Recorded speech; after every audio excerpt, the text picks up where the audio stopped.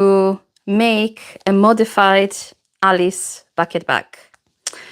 So what I'm going to do today, this is not going to be your typical step-by-step sewing tutorial I always do. This is more keep me company while I make my bag, basically. I've never done any video like this, and I thought, why not just give it a go? So this is what I'm going to do today. I'll just need to check if I'm live on YouTube, since I'm using my, oh yeah, okay. I can see myself, so that's good. So just bear with me a second while I'll deal with all that stuff. So let me show you what I want to do today. Let me have a look if I can actually show you this like that. So I am going to Comic-Con this Sunday, and I'm going to dress up as my favorite One Piece character, the Tony Chopper. He's like a little reindeer doctor, and I thought I'm going to make his backpack. So he usually wears something like this, and I thought my Alice bucket backpack would fit pretty much perfectly to what I want to create. I am actually dressing up like this in all green, since green is my favorite color. But he has a sword because he's a little ninja here. I don't have a sword, plus I didn't want to make like a fake one. And I thought, well, hello, let's just make a backpack. It doesn't matter if it's blue. I can, use it in the future. And funny, when I saw it was blue, I immediately thought about my Alice bucket bag backpack, because I've made it in blue before, and I thought it would fit perfectly. So this is exactly what I'm trying to achieve today.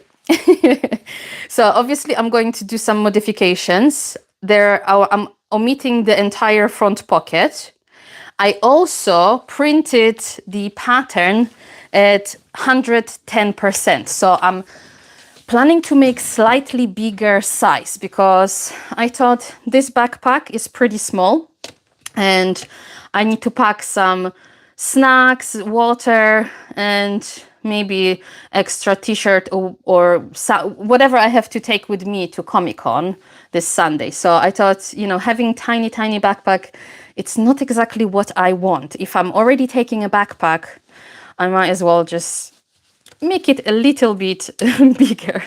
So that's the plan of action today.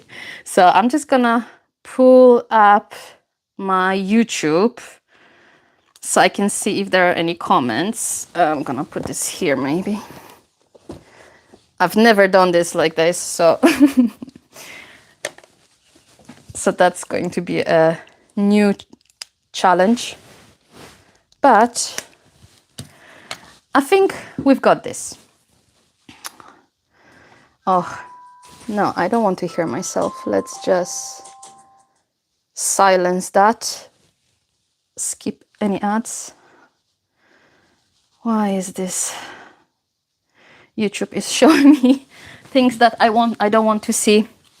All right, so let's begin, shall we? If you've got any questions, or you want to just chat about random stuff, feel free to comment. Like I mentioned, I've never done anything like this. I thought, instead of just sitting here and sewing by myself, because I need to make this backpack today and another bag for my partner, I thought maybe I'll just pop in and someone will keep me company. So I see Gail. Gail is here.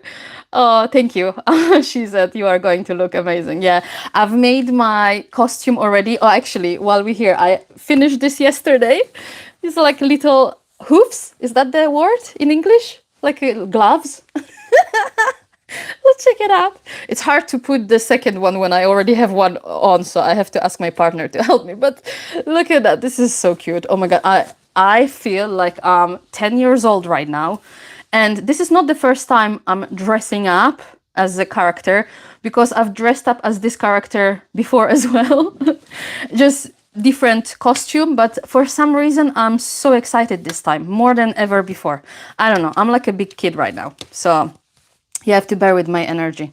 Anyway, I have my pattern pieces prepped because I thought if I have to do everything from the beginning, I probably will sit here for hours on end, which probably will happen anyway because that's how long it takes to make a bag.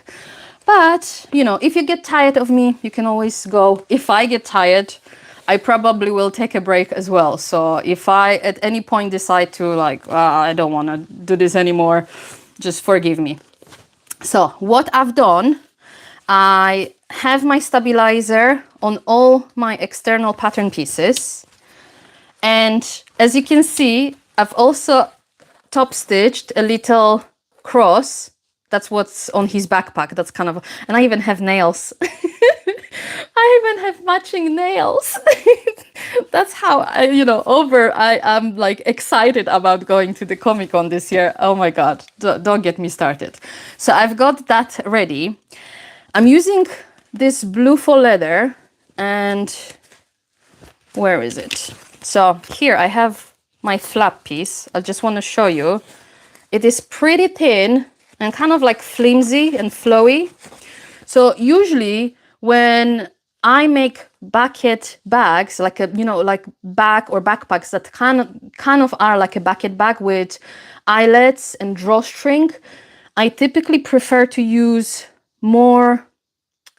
either more heavyweight fabric, so I don't need to add any stabilizer whatsoever, or I use kind of medium weight, lightweight fabric and add something like fleece, something that is nice and soft, because you want that fabric to gather at the top. But since I don't have a fleece and I'm using faux leather today, and this faux leather is pretty thin and flimsy and drapey, I thought I'm going to give it a go and make this backpack with foam. So I've already basted my foam stabilizer. I cannot remember what's this foam called. I will put it in the description later when I finish. It's just a standard, like the 5mm, quarter of an inch foam that, I use it majority of times. So I don't know if it's a villain. Don't get me started on names. Anyway, so I've prepped majority of my pieces. And what I'm doing today is I'm actually going to use webbing for straps and connectors and the handles. So I'm not sewing the actual straps today because I thought this is just a casual backpack. It's supposed to be for fun, and I don't think I'm gonna like use it on a day-to-day basis. And I have black webbing, which doesn't really match that much. I wish I had maybe navy one, that would match probably better, but I'll just go with it because I'm crazy today. I've got my drawstring and my stopper ready as well, just to speed up the process. So I've made that before, so when I finish I can just pop them in. So let's do that, shall we? Let me know what you're doing. If you are working, if you are relaxing at home, maybe. I'm gonna start with assembling my lining pieces. So let me just put this down. I have a tiny desk, so I don't really have, it's not really nice to film live this way, but I'm trying like different angle, I guess. Like I'm trying something new, why not? I have to learn and experiment. So I don't know if you've seen my last live, but I actually showed you how to hack my pattern and add zipper pocket to the back panel. So this is the back lining piece. And instead of adding slip pocket, like original pattern has a large slip pocket that is kind of divided in two, or however many you want to divide, I thought I don't really need that slip pocket. I prefer zipper pocket for this particular backpack. So I can just put my keys inside maybe some cash, and that's it. And everything else, my lunch, everything else can be in the main compartment. So I just skipped adding the slip pocket. So that should be pretty like straightforward and quick to do. But since I've made this backpack 110%, I don't know if those pieces will actually fit together. Technically they should, because I did trim the seam allowance and I only kept 1 centimeter seam allowance as per original pattern, not to confuse myself, because I know if I printed it at 110%, that's like 1 millimeter. But to be honest, 1 millimeter, if you add all those seams that you are stitching, it will add up. And then what can happen is that your base, in that example, in this instance, the base may not fill my main panel, my front and back, because the circumference, the seam allowance, the difference in the seam allowance will make the seam longer. So I try to kind of keep everything as per the original pattern, but we shall see, you know, if it actually works, because I've never enlarged this particular pattern before, so I have no idea. So yeah, at the moment I'm clipping the front and back lining pieces, and I'm just going to sew those 2 side seams. And yeah, let me know, Gail, if you are here. Gail is, what are you saying? I'm just about to go to bed, so we'll see the end result tomorrow. All right, Gail. Good night. Sleep tight. Sleep well. Have a nice dreams. And yeah, pop in tomorrow when you wake up for the final reveal. I'll just carry on chatting. So I'm having a mic on me, but I actually have no idea if this setup is going to be, and I just lost my snips, if this setup is going to be like good for doing more live stream like this, because I've been thinking about this for a while. And I often watch other YouTubers, you know, I often watch Lauren or Kasaya or Victoria from Sims Legit. I often watch them live, and you know, it's fine. It's fun doing stuff and, you know, watching them, and I really enjoy it. But doing it yourself is a little bit different. I usually have pre-recorded videos, and sometimes I go live when I want to share like pattern modifications or pattern hacks, because that doesn't require sewing. I can sit at my desk and have my camera like up, you know, above the desk, which is much easier for me to manage, because as you can see, I have a tiny space. Whatever you just see, that's my sewing space. I don't really have much to go to, you know, have too much space. So I have to kind of like figure out what's good for me, what's good for you. If you even like me doing stuff like this, you know, well, if you don't like, it's pretty simple. Don't watch it. I will be still recording my usual videos, my usual pre-recorded, you know, edited, kind of fast-paced videos with no talking. But I am really trying to... Hi Sharon, good morning. Where are you watching from? I'm really trying to improve my English as well. And when is it? A month ago? Or maybe a couple of weeks ago. Let's say a couple of weeks ago. I started to do like a word of the week, but word of the day, you know, like the thingy. I downloaded the app. I tried for a couple of weeks to do word of the day, but it was so hard. I think maybe I remember 2 words. And yeah, I'm doing it with my partner, even though he's English.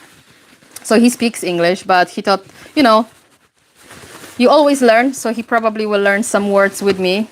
And he was always laughing. It's like, where do you get those words from? Like, where? Oh, hello. Okay, Florida. That's nice. What time is in Florida, Sharon, right now? Is it like afternoon or evening? So I lost my train of thoughts. So yeah, so he was laughing at me and he was saying, how are you going to use those words? Like where are you going to use those specific words? Because they are so unusual. Either they were words that are very old-fashioned, like you don't really use them in like day-to-day conversations, you know, like they are archaic. Is that the word? Am I using it correctly? or yeah, or just like random words. He's like, how do you do, like, use it in a sentence? So obviously any example that it was included was from like medical journals or some, you know, journalists, like New York journalists, whatever. And they talk about finance or they talk about some science stuff. He's like, why are you learning stuff like that? You don't even understand what it means and you don't even know how to use it in a sentence. And after a while I thought, yeah, well, you're right, you know. And plus I can't really, you know, remember any of those words because they sound so fancy. So I thought instead of doing that, instead of following the app, the suggestions on the app, I'm just going to make a note of the words I read. So I see or I hear in like movies or social media, you know, words that actually people use nowadays. And yeah, I've started to do that. And he's not laughing at me anymore. so that's a bonus. But yeah, that's the story of me improving English. So I thought, you know, I don't really speak that much English during the day because I'm by myself working. And I thought, why not just maybe start doing it and, you know, hanging out with you guys. I know I just probably rumble too much. Probably half of the things I will say won't make sense. But I'm just going to treat it as a experience, you know, lesson. And a way to get to know you a little bit more because it's always fun to, you know, speak to you guys online.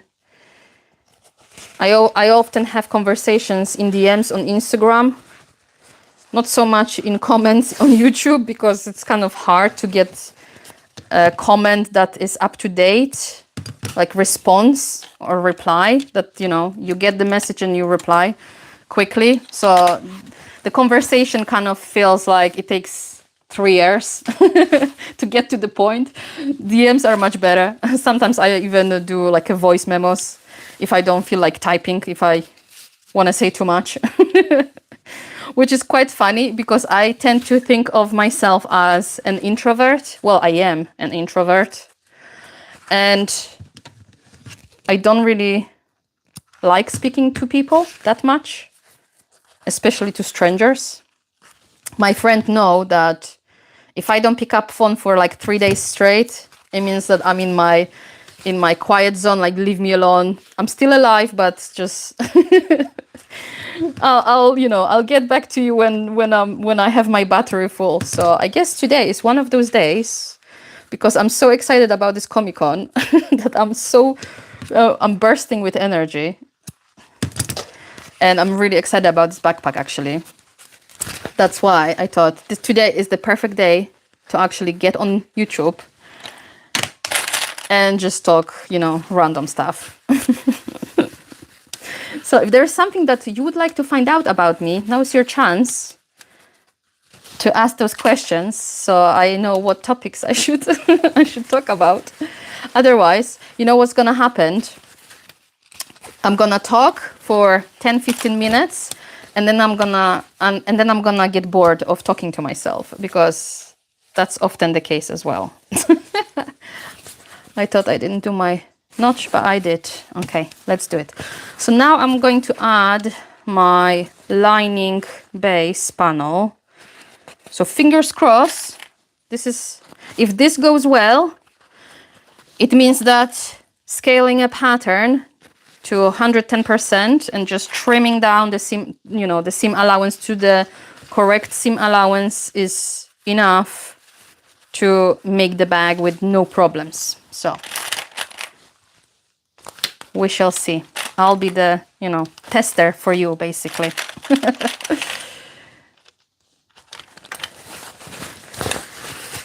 Sharon is 7 a.m. in the morning. Okay, that's not too bad. It's 12 o'clock nearly here, noon in UK. So that's, 6 hours? How many hours? Oh my God, don't know. Math, not my strongest suit. I'm not gonna even try counting. Wait, I'm missing my midpoints. I'm missing my midpoints on the sides. That's why. I was thinking, I am missing midpoints. Sharon, you watching me for 5 hours? Good. You watching me for the first time live? Well, I don't really go live that often, and so this is my first sewing live ever on YouTube. I think I've done one on Instagram a couple of years ago for like a tiny project. I don't know if you are familiar with my projects, but I have a blog post and I sometimes share like projects there. even if you go, I think on my YouTube, I actually have a full tutorial of this. It's like a Christmas project for a reindeer keychain. I can't remember what I called that project. I think reindeer keychain or keyring, something like that. So that was a pretty easy project for me to film on Instagram because, again, I've made a bunch before for friends and family. I'm just going to snip my front and back lining so it fits better around those curved corners. I'm just gonna walk you through a little bit just in case if you are wondering what I'm doing. And yeah, so that was kind of the easiest project at that time for me to pick. So I knew I could just sit at my sewing machine and, film, do that live. And that was, I think, that was the only one I did when it comes to sewing. I think I did another live after that, but I think it was Pattern Hack or something. I cannot remember anymore because it was a couple of years ago, maybe 3, maybe even more. I actually don't remember. It was a long time ago. After COVID, time just is a blur. I don't know. For me, sometimes it feels like COVID happened just 5 minutes ago, and sometimes it feels like it happened 15 years ago. So time is it's such a mess. What year it is, what month it is, like what's happening. So yeah, that's one of the things. So far so good. Once I snipped around those corners, then my front and back pretty much fit as it should. So that's a good sign. Let me know if you are actually like modifying patterns often, or do you stick to original design, original pattern, and you just do it as it is? I would love to know. Oh, you just found my channel. Okay. That's nice. Did you, Sharon, did you look for something specific, or it just popped in because I'm live and it was just on the top? I'm curious to find out, especially because it's such a bizarre time for me. It's midday. Everyone is either at work here in UK or Europe, in my time zone basically. But I couldn't wait till evening to do that. I have to do it as soon as possible. I actually had to wake up earlier today to cut out my pieces and prep them because I have to finish this backpack today. I can show you later what the next project that I'm going to do. is part of the Comic-Con costume as well, but for my partner, because obviously I had to make his costume as well. Oh, where am I? Because I made him, I think 2 costumes before. His favorite character from One Piece is Brook. I don't know if you are into manga or anime, but since I met my partner many years ago, like I lost count, over 10 years now, I got into manga, you know, all those gaming games, computer games, comics, and D&D. I bloody love watching Critical Role and, you know, Dungeons and Dragons and stuff like that. Which is like, I'm a completely different person. But sometimes my friend is joking that I've become too much like my partner, which I take as a compliment, you know. I don't think she means it as a compliment. But the funny thing is, like, I don't think of it like, oh, I'm molding into to be the same as him. You know, when you don't know something, when you've never tried something, you don't know if you like it or not. And then you suddenly realize this thing exists and it's bloody brilliant and you love it.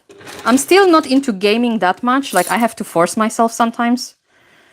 So I am very picky when it comes to computer games, because I can play a game if there are only like 2 or 3 buttons to press. If I have to use my keyboard or even the joystick, and there are like 6, 7 buttons to press, and then, you know, you've got the wobbly thingy, whatever you call them, joysticks, I think that's the name. That's, for my brain, that's too much. I'm like, no, I cannot play this game. If I have to press, you know, the DWS, whatever, to walk forward and stuff, like, no, I'm not doing it. I get frustrated so fast. Then my partner, he's like, you didn't even try it. I'm like, I gave you 10 minutes. That was 10 minutes of torture, a pure torture. I am not giving you another 5 seconds to this game. So you pick something else, you find something else. So I have maybe 3 games that I like to play because they are more like 2-dimensional games. I don't know how do you call them, like, properly. You know, when you have the character, like old-fashioned games, I guess, you know, like you have the character, and like Mario is jumping. You can jump, you can go forward, you can shoot or whatever, you know, miss things, dodge stuff. But when it's like something that it's more up to date, like new games now, that you walk, you change the view of how you see the character through their eyes or from the top, behind, whatever. That's, yeah, like you have a control of the camera. Oh my god, that's too much. I am getting better at those. Again, at the beginning it's much easier because there are not many buttons to press, so I always enjoy it more at the beginning. So I think that was successful. I'm just checking if I have any pleating. I have a tiny one here, but I think if I just like, yeah, that's okay. If I just run my finger, I can move it. So yeah, all good. So guys, if you want to print out the Alice bucket bag in 110%, I can officially say that the base will fit properly. Because that's the hardest part, no? Like when you have a gasset, fitting the gasset. So this is kind of the same, it's just different orientation, you know, the base. It's kind of like a gasset, the front and back. So I'm just going to trim the seam allowance.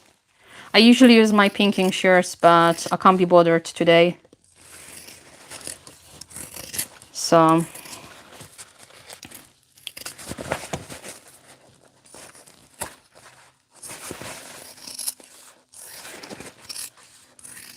Here we go.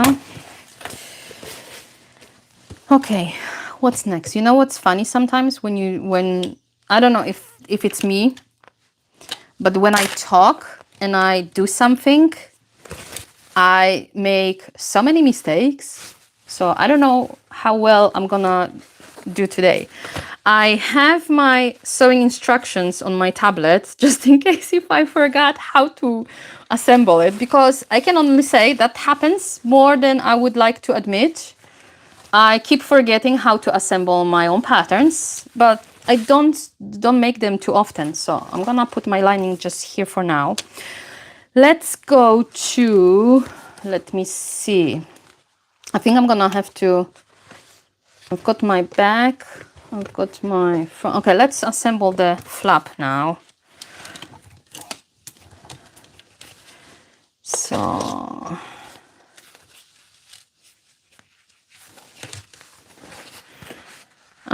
what video, Sharon, you were supposed to watch? Tell me what you are into. Is it another like sewing or something else that you like to watch on YouTube? Oh, you've started yesterday.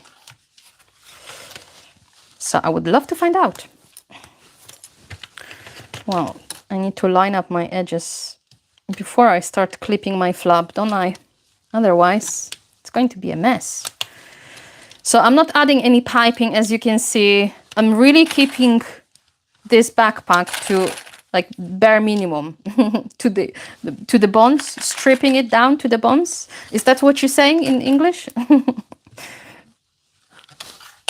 Sometimes I hear such a funny phrases which obviously don't make sense to me, especially if I just translate it to Polish. It's like, yeah, that doesn't make sense whatsoever. So let's sew the flap.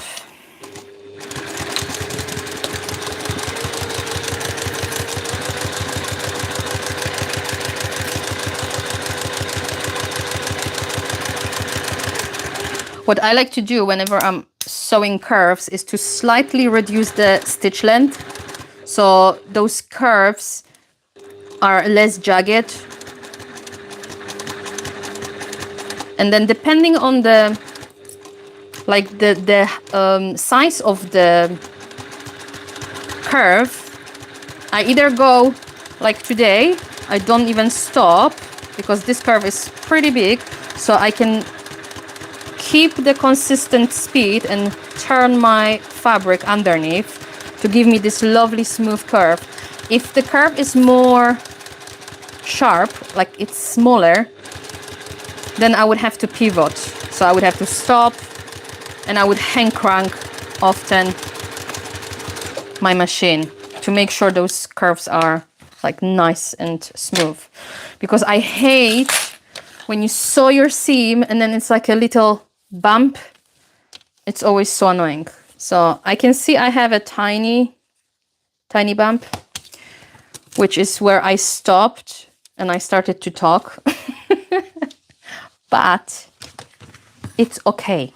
So I'm going to trim my seam allowance now. I've only added the foam stabilizer to one of my flap pieces. The other one is just fabric. So I'm hoping it's going to be more than enough. I'm going to trim my seam allowance by half. And then I'm going to try to remove the stabilizer from the seam allowance, just to remove the bulk, or reduce the bulk, I should say. Because as you can see, I am not using industrial machine. I don't have one. So I always have to help myself whenever I'm making my bags. So any little step that can help, I rather spend those couple of minutes and do that instead of just after, you know, you struggle when you want to top stitch. The worst thing is when you are sweating at the end of your project because you have to do your top stitching and your machine just cannot handle it. That's like the worst feeling ever, especially if your bag already turned out so beautiful and you are so happy with it. Since this is for Comic-Con, I'm not really fast that much, to be honest. You should see the backpack I've made many, many, many years ago. It was for the same anime character for Tony Chopper, but I was so new to bag making at that point that I had no idea. I didn't even know that sewing tutorials existed. Imagine how, far ago it was. I was like pre-COVID, God knows how many years before that. And obviously I started my bag making journey in 2018. So it's not even that long. Just, a year and a bit before COVID. So I was learning a lot after I find out that there are free patterns online, that there are blog posts with like printable patterns or explanation of sizing, measurements and stuff. Oh my God, that was an awesome find. It's like finding a treasure chest. All right, so I've got my stabilizer trimmed. Okay, so you were watching bag making stuff. That's good. Are you making something currently, like right now, as if while you are watching, while we are chatting, or are you just watching and, I don't know, washing dishes or making breakfast? All right, I'm going to turn my flap right side out. Oh, what I forgot to mention earlier, because obviously you would have to install your magnetic snap, like part of it, before you construct your flap. If you are using magnetic snap with washer and prongs, the like kind of easy to find. But I'm using slightly different magnetic snap today. I'm using a magnetic snap with double cap rivet. So I have to install it after I finish making my flap. So I already installed part of it to the front because I was trying to prep as much as possible before.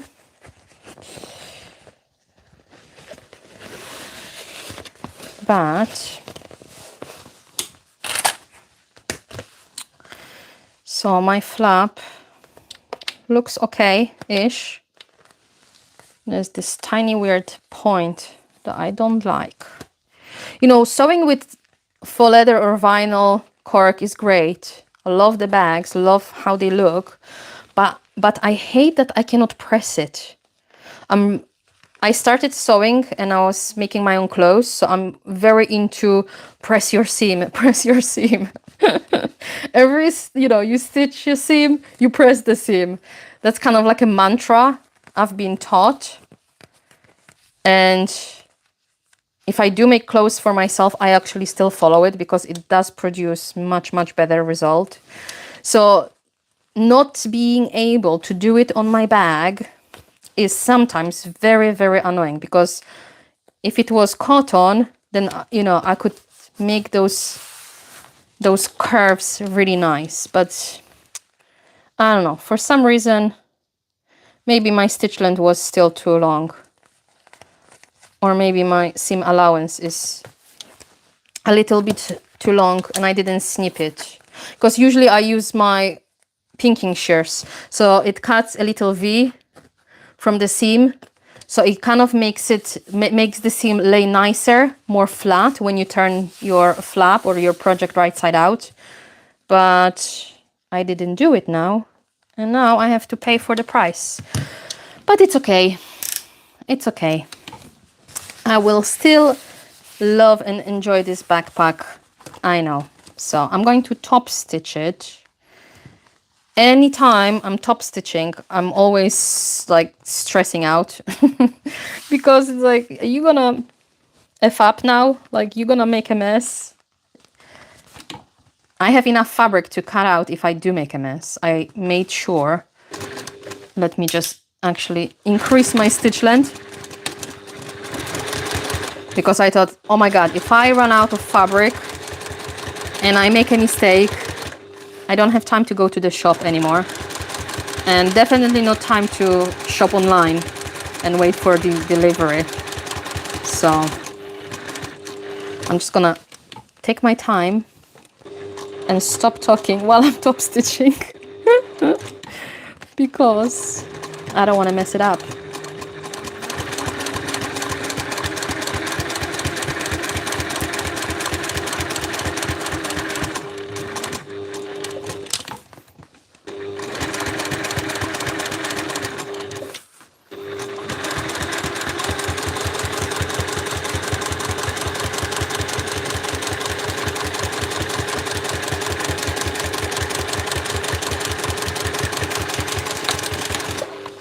Yay, made it to the end. Let me have a look. Yeah, that's okay, it's not bad. I can see that it's not bad. She said it too fast. I don't know, for some reason my thread is really loose in a bobbin,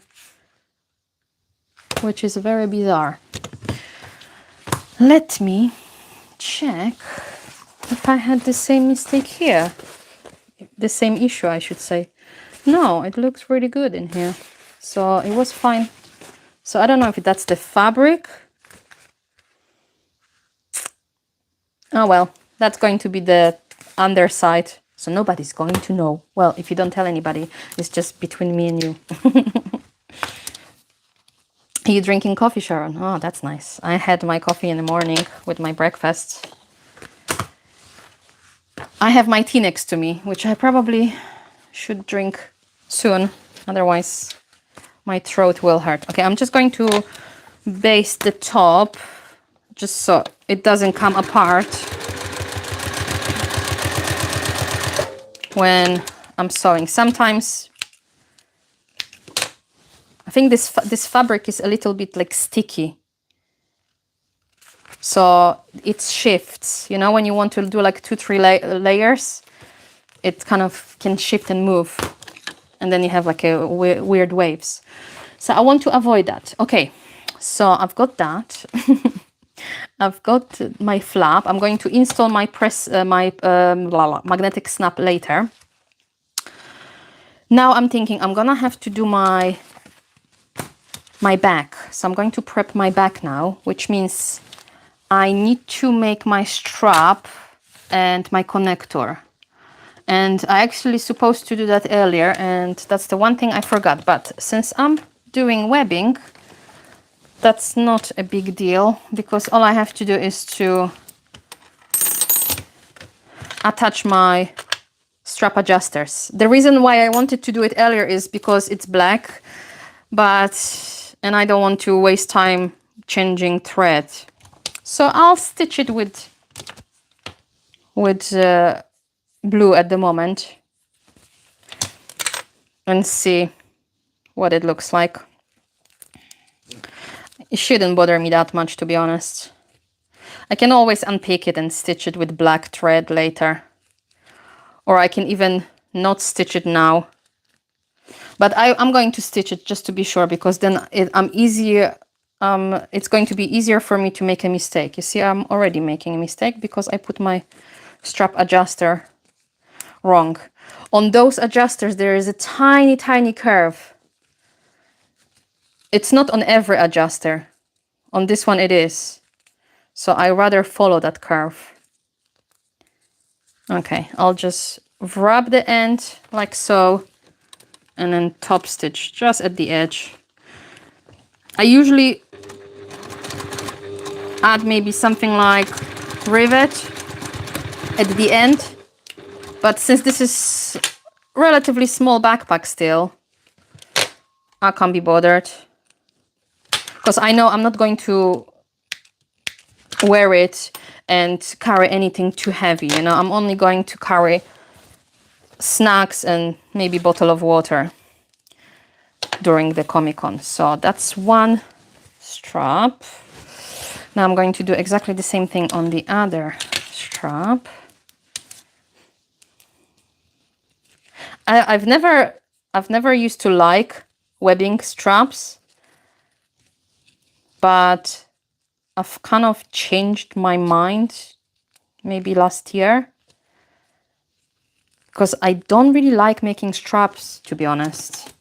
It's like my least favorite thing, which is kind of funny, because when I'm sewing for myself, when I'm sewing a bag at home and I don't film tutorial or anything like this, I usually leave it to the very, very end, and I don't like, because it's like the worst thing to do, my least favorite thing to do. But when I don't know if I do it in every pattern, or I used to do it. Whenever before, I used to get the comments like this from my testers, like, why do you sew the straps first? Like, la la la. And then I'm thinking, well, because I want to get over with. Like, I want to don't think about it anymore. Like, if you sew it, once it's done, it's done. I don't have to think about it. So especially when I'm, trying to work on a pattern, I rather do something that I don't enjoy first, so then I can focus on doing everything that I like. So I do it kind of the other way around. It's fun. It's kind of funny how things work. So I've just burned the edges of my thread because, yeah, it's kind of weird, looked weird. So we shall see. If it doesn't hold, I'm just going to have to restitch it. I may have to, I think I'm gonna have to rethread my machine just to be sure, because I don't really feel like messing up my top stitching. So just bear with me.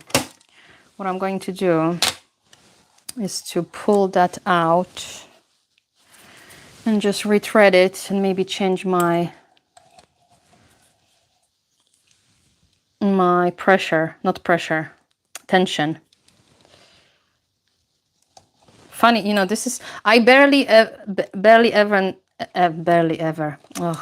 I barely rethread my machine, because when I usually change the thread, I just snip it and then I just pull it through. I tie a knot and I pull it through. It's much quicker, because a lot of times I forget how to bloody thread this machine. It's not difficult, but you miss something, you miss one of those bits, or you do it in the wrong way and things don't work the way they should.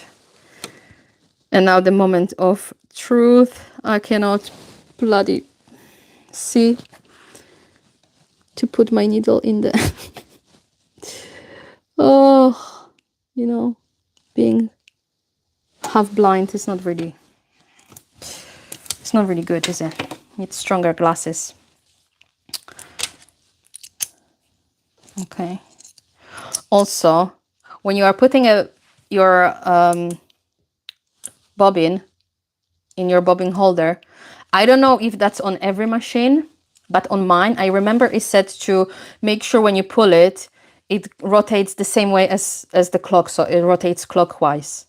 So if you experience any problem on your machine, maybe it's good, time to like check your manual, because I was very surprised that it was mentioned. I have a Genomeme machine, like a domestic one, that I made my own clothes on that machine. And you put the bobbin on the front, like from the top, and there's like a see-through lid. So I know it has to go this way, because that's how you thread it. But I've never thought, to check if it actually, like in a bobbin holder or whatever you call it, to check if it rotates clockwise. So that's something I picked up by reading my manual. Fun, Do you read manuals, or is it just me? Oh, Sharon, what you got? I got several. Made that I still have to do the straps. So you are similar to me then. I have many bags that I make, like if I make prototypes or I make samples for my patterns, and I often reuse the same straps, if it's like a crossbody bag, I always make sure it's removable so I can just swap it. Make my life easier. Okay, let's focus. So I've got my straps. Now I'm going to do my connectors. So I have my rectangle rings. I didn't have D-rings, but I think the rectangle rings are actually better if you are not making removable strap, which I'm not. Where are my scissors? Ah, here. So I'm just going to cut it in half because I need 2 of them. So we shall see. I'm just going to baste this together to make my life easier.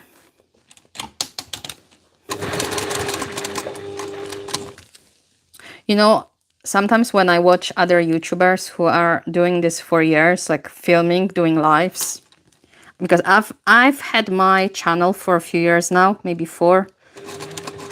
Cannot remember really. But I'm usually doing pre-recorded videos. But I always admired those YouTubers who do everything live, or majority of it live. I always find it fascinating that, you know, they can do it and barely make any mistakes, and they are following someone else's, you know, project. I can't even do my own project. It's like, what to do next? I cannot remember. Like, I know I have to stitch my trim, but can someone tell me like how low it has to go? Or, you know what I mean? It's like, oh my God, I'm gonna have to check my instruction, because this is embarrassing, but I don't remember. Oh wait, that's life, isn't it?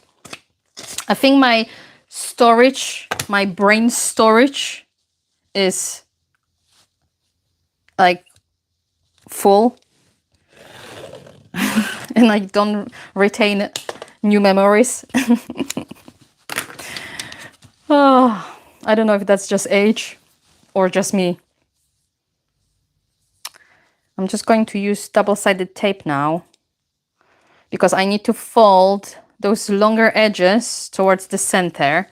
So I just marked a line in the center of my back trim, and I'm just going to fold it. Again, if I could press my fabric, I would rather go to the pressing station, which I think it's shocking to hear. You know, I don't think this is a popular opinion, ironing, when you're making stuff. Oh, you've got the Mallory Mini. Oh, that's nice. Oh, thank you, Sharon. You are so sweet. Yeah, I like that pattern as well. It's funny how sometimes, you know, I come up with something that I never planned to, but it just works, and it's so loved. It makes me really proud, you know, of my work. So I'm glad. But have you made it yet, Sharon? Have you tried it? If you have, I would love to see a photo. So pop into my Facebook group and share it, or send me a DM on Instagram, or even email. If not, why not? Why haven't you tried yet? Okay, so my back trim. Oh, you did. Oh, okay. You have, I should say. Isn't that the correct grammar? Anyway, I'm learning grammar, English grammar. It gives me headaches sometimes. So now I'm going to have to check my sewing instructions. Huh? How funny is that? Luckily, I have them on my tablet, because I knew that's gonna happen. I don't remember how low I have to actually first stop stitch the handle and the strap connectors. Okay, we've got this. Okay, strap connectors. So first, let's just follow the instructions, shall we? Okay, let me check. You see, I even forgot which, yeah, okay. I forgot which orientation is the back panel. Okay, so I'm going to connector 2.5 centimeters. Where is my 2.5? Okay. Let's mark it. And I'm going to do it at an angle as well, because I'm just checking if my rectangle rings are straight or have curve as well. No, they look like they are straight. Because I feel like it's nicer to wear this particular backpack when the connector is at an angle and not straight like this. But to be honest, I've never made it like this, so I don't know. I'm just going to put it at an angle. And I'm going to baste it in a second.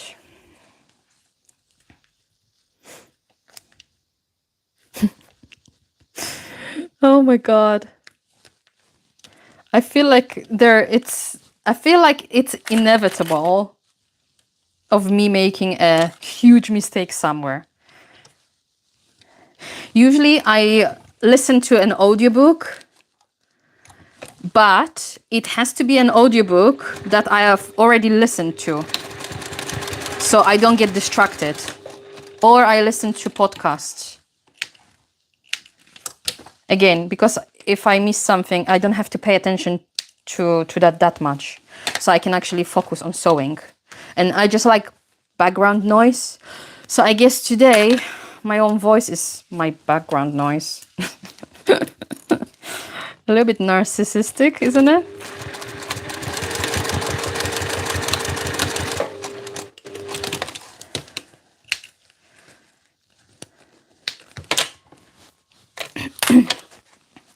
I'm wondering how it is with, you know, doing lives like this. Should I trim it? Maybe I'll trim it later. Because I'm thinking, am I sewing slower than usual, or am I sewing with the same speed? But I think I'm slower because I chat and I have to like triple check. Okay, now I'm going to follow my sewing instructions and do my strap the way I should. Otherwise, I'm going to have to unpick it.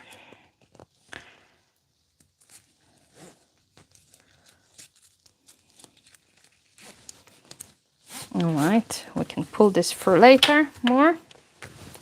And I'm going to do the same thing on this strap. So when you do, you want to make sure this folded edge is on the top. So your strap sits correctly, and you can actually feed the strap, the end, through the strap adjuster one more time. Otherwise, well, it's not really that much of a big deal, but if I flip this over, then you would have that double fold on this side, kind of like on the right side. So the reason I do it this way is that this folded edge is now hidden inside. So if I have one top stitching that kind of is messy on one side, I always pick the nicer one to be on this side, typically.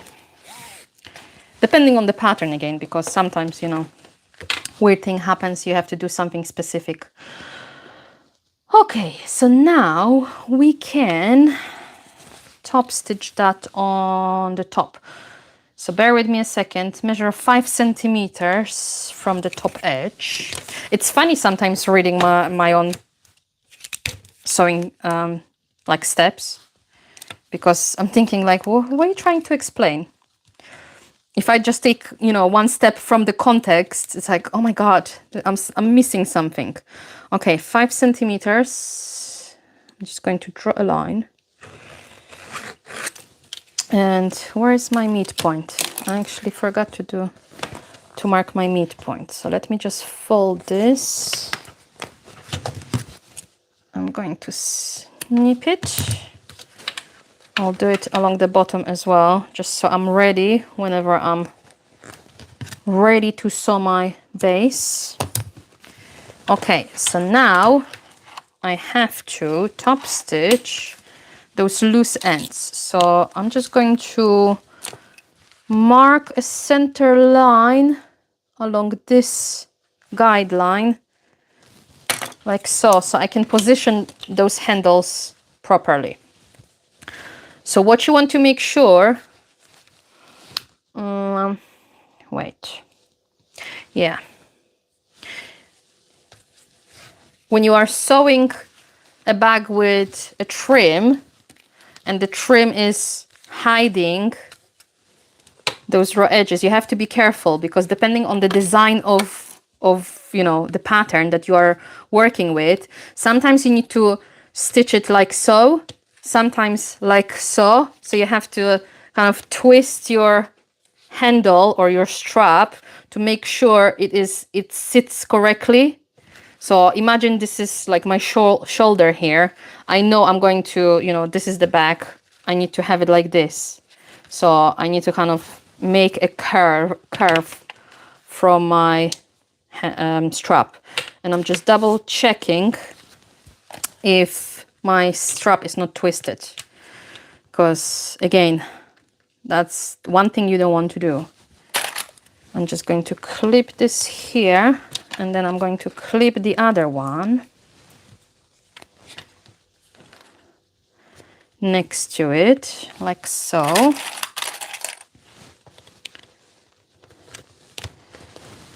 And then we're going to baste it. And then I can baste my handle. So maybe I can do it in one go. I just have to make sure that the handle goes behind those straps. So it's gonna sit like so. I'll just clip it along the top as well, just so it doesn't shift. And I'm just going to baste all that to my panel. And I think that's the only thing that I kind of wasn't sure about.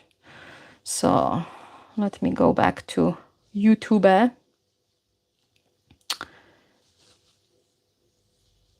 and see what's happening. Sharon, your grammar is not correct either. That's good.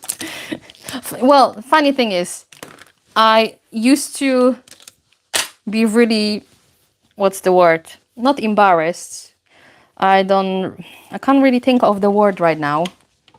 Not cautious, self whatever. Let's say it. I used to be embarrassed by, you know, my English. I used to be embarrassed that I don't really, even though I'm in this country so many years, my English is not perfect. And even though I'm with, you know, Englishmen, my English is not perfect. I don't care about the accent. It's fine. I can have accent. But, you know, grammar and like kind of not knowing certain words or not being able to find words, it used to frustrate me a lot. And I felt stupid. But I had a teacher.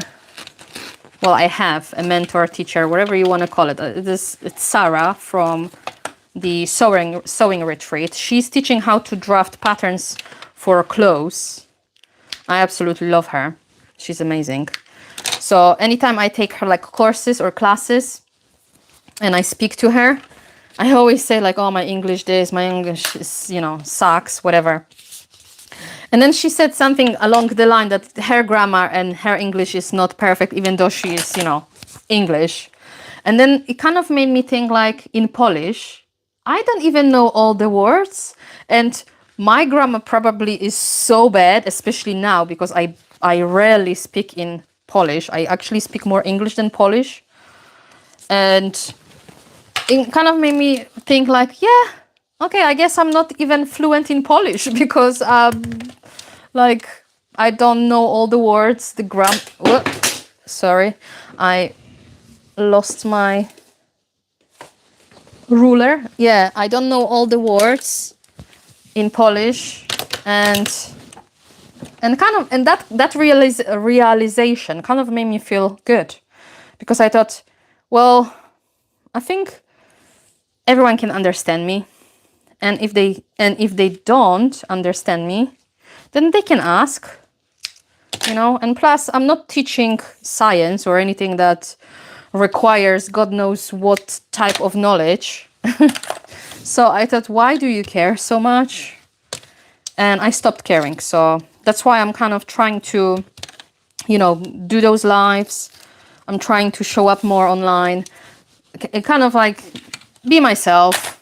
It's like, if I mess up, I mess up. You know, if I say something stupid or something that doesn't make sense, who cares? I know everything lives online forever. That's what, you know, people say. Oh, things live online forever. La la la.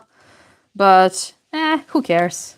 If I make a mistake, nobody's gonna die because I mispronounced something or spelled it wrong. So plus, with practice, I'll get better. Don't you think? That's what I want to believe anyway. So I have to, you know, force myself to speak and be more comfortable to actually say what I'm thinking. So yeah, story of my life. Oh, thank you, Sharon. You are so sweet. I feel like we are already best friends, Sharon. Even though we just met online. This is your first live. This is my first live. Oh my God. Things are happening. New friendship is growing. All right. I just eyeballed the trim on top to hide those raw edges, but me being picky, I'm just going to double check it if my eyeballs are correct. So there's like a millimeter discrepancy, but that's fine. Millimeter is okay. Nobody will notice. Plus, it's on my back anyway. All right, now I'm going to top stitch that trim and hide all those raw edges.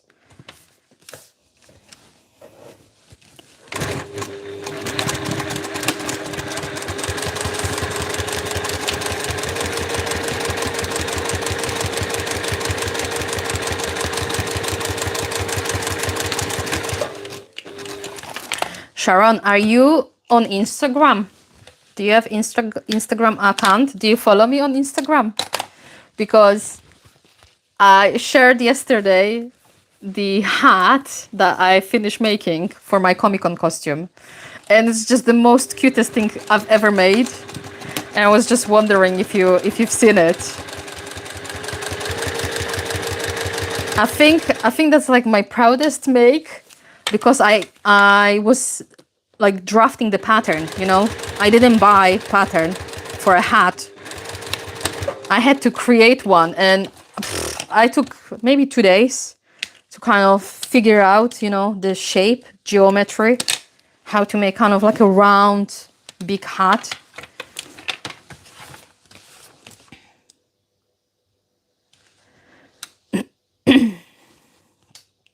Keep practicing and you will get better. Thank you. I would like to believe so too. So,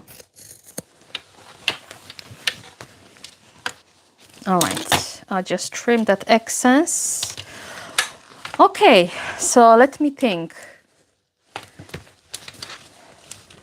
I'm not going to bother with installing rivets either, because I don't feel like it's needed for this backpack.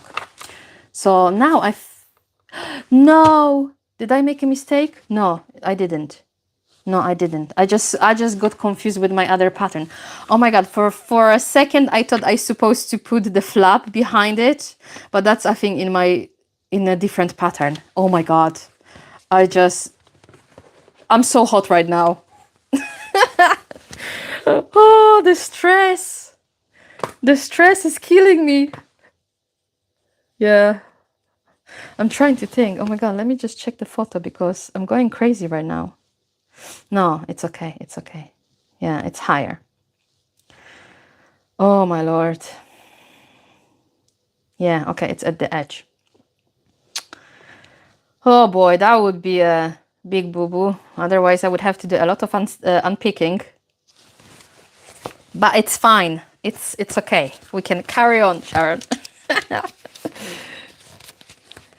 Oh, you're going to the doctor appointment. Oh my God. I hope you are not in too much pain. Nothing, too like huge to worry about. I hope it's just a general checkup. So you get ready. You don't want to miss that appointment. But thank you, Sharon, for keeping me company. I had so much fun. Text me, DM me on Instagram if you ever want to chat. I would love to carry on our conversation.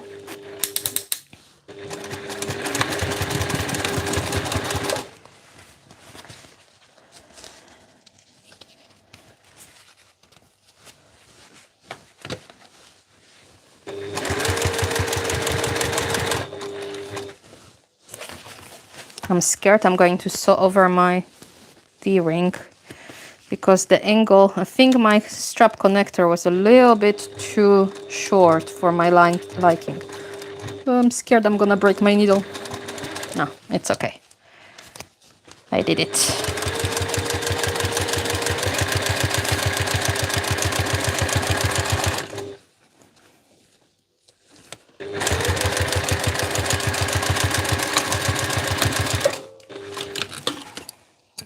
Okay.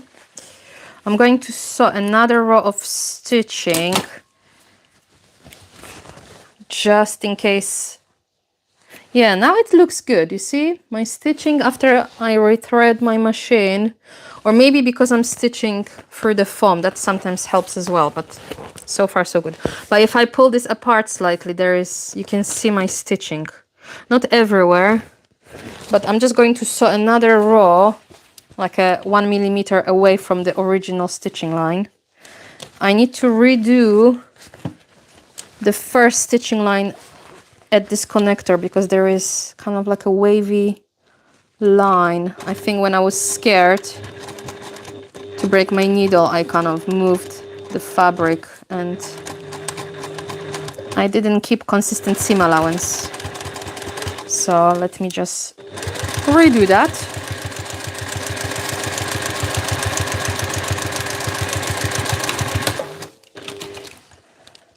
The only thing good about wearing glasses when you are sewing is that you don't have to worry about breaking your needle and getting it into your eyes.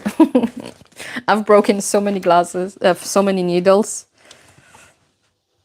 And I know that people sometimes wear like goggles when they are sewing because of that fear. And I always thought, well, I guess I'm lucky because I have to wear glasses regardless, so I don't have to wear goggles.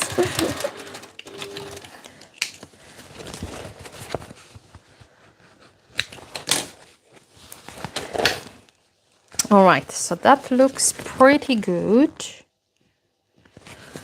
You know, I just realized that I even didn't check the orientation of my fabric. And luckily, I did stitch it correctly and not upside down because I'm chatting and I don't pay attention to everything that I'm doing like I usually do. Do you think that's going to get better?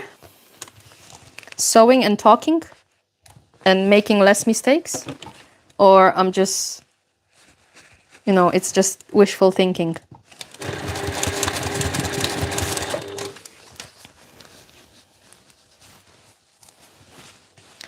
All right, let me just go very slow around this connector again.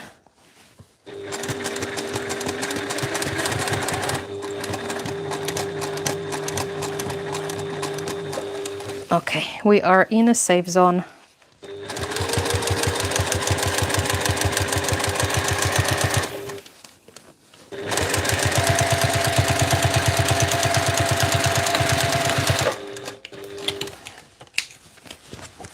Okay, it looks good. So I'm just going to check what it looks like inside. Yeah, I'm going to sew another row of stitching again, just to make sure the stitching isn't as visible from the right side. Because my tension cannon is playing up today. It looks okay now, but you never know. And I often find that when I'm sewing vinyl or faux leather on this machine, you know, the stitching is showing more than I would love. And I think it's just a type of fabric, because when I sew with cotton, I don't really worry about it. It's not as noticeable. So I think it's just a type of fabric that, you know, I'm using. All right, so I've got the front and back stitched together. Now I'm going to... Should I add my base first or flap? Let's do the flap. I'm just going to baste my flap along the top edge, just in the center of my back panel. So I'm going to mark my midpoint first.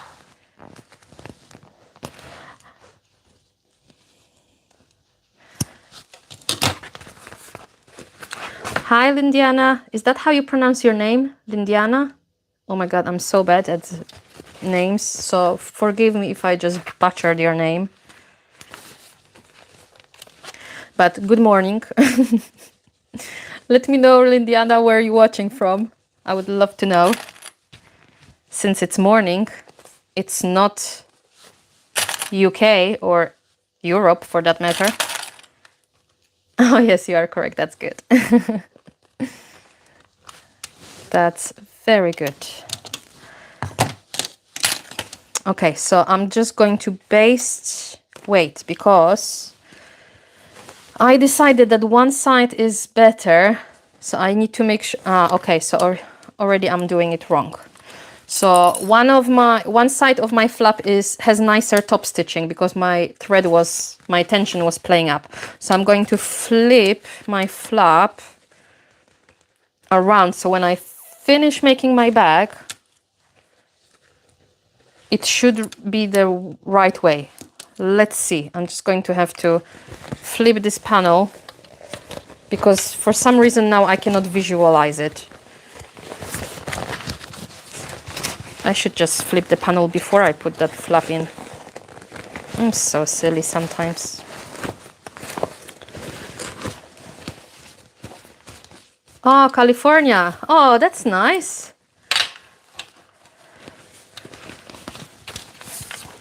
What's the weather like in California right now? Let's chat about the weather. The best topic ever, no? If you don't know what to talk about. Yeah, that's how I want it to look. Look, guys, this is what my backpack it's going to look like. Well, sort of. But this is the front. That's just pretty adorable, isn't it? So now I'm going to baste that flap to the top edge.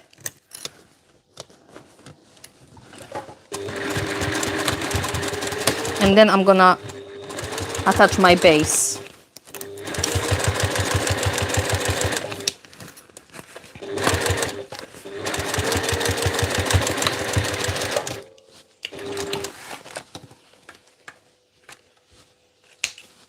Oh, you're telling me in Fahrenheit, don't you?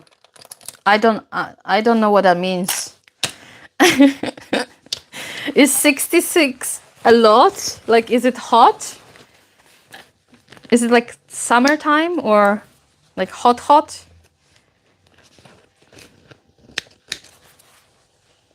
Or what's the...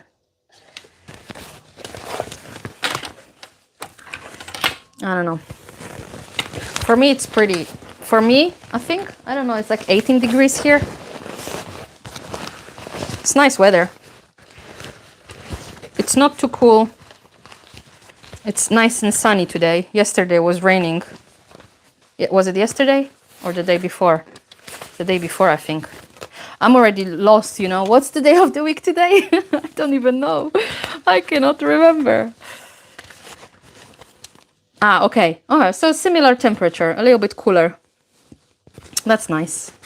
I prefer winter, so I naturally prefer cooler temperatures. I cannot stand heat.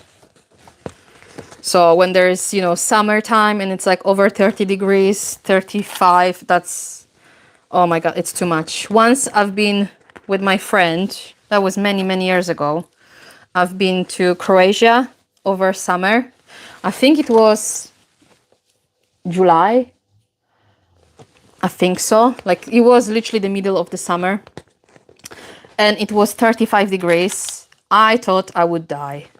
I was sitting in the shade all day. I was just dipping my body in the water just to cool it down.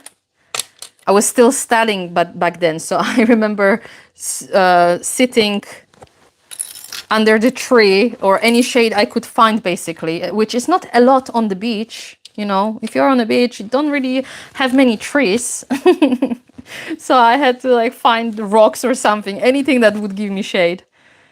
And yeah, I used to read my books and study, and because I had to get ready for exam. So that was kind of like, it was nice holiday, but any other time my friend said, oh, come and join us, come and join us. Like last time we had so much fun. My answer is always no way, no freaking way. Not even if you pay me. I'm not doing it. We had one night that it was raining. And you know when it's really hot and then it rains for like 5 seconds, then it's even worse because it gets so humid. Oh my God. Yeah, I was so happy when it started to rain, but then when it finished 5 minutes later, I was like, oh, thank you for that. That's like a tease. You know, I don't need to be teased. So yeah, this bag is actually going to be pretty nice size. You know, I only printed it 10% bigger, and I was actually contemplating to do it 120%, but then I kind of calculated the finished measurements, and I thought, is 120% going to be a little bit too much for what you want? So I thought, let's just give it a go, 110. I don't often resize my own patterns. So that's a kind of like a lesson for me. I can resize any pattern, rescale it, just, you know, but I usually don't. Only when I really like to experiment with something. Oh, she's on your list. Oh, nice. Do you want to make the bag or the backpack version? I am making the backpack version today, since I've been top stitching flap, basting flap. Probably know that already. So again, I'm going to snip around those corners so it fits better. Oh, and what I forgot to do, wait. Because I'm thinking, do I want to top stitch? I'm thinking, do I want to top stitch along those two seams? I forgot to reduce my seam, and I forgot to remove the... I'm thinking now, do I really want to bother since I already clipped my base? Maybe not. Maybe it should be okay. I would like to remove the stabilizer from the seam allowance. I probably will. I won't bother for now and see if it actually makes any difference.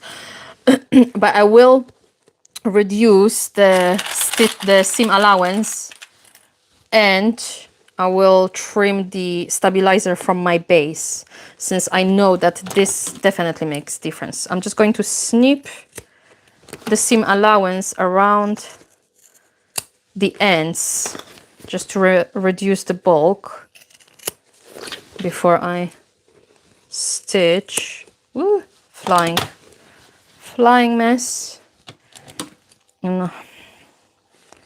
So I can, maybe I can, where is my seam ripper? I'm always worried about, you know, top stitching whenever I'm using foam and for leather. So I always prefer to remove the stabilizer from the seam allowance after I've stitched my seam.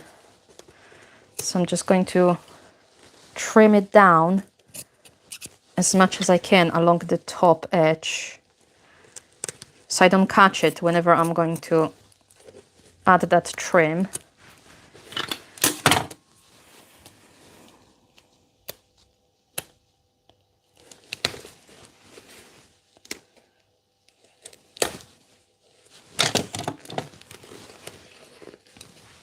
So you want to do the backpack?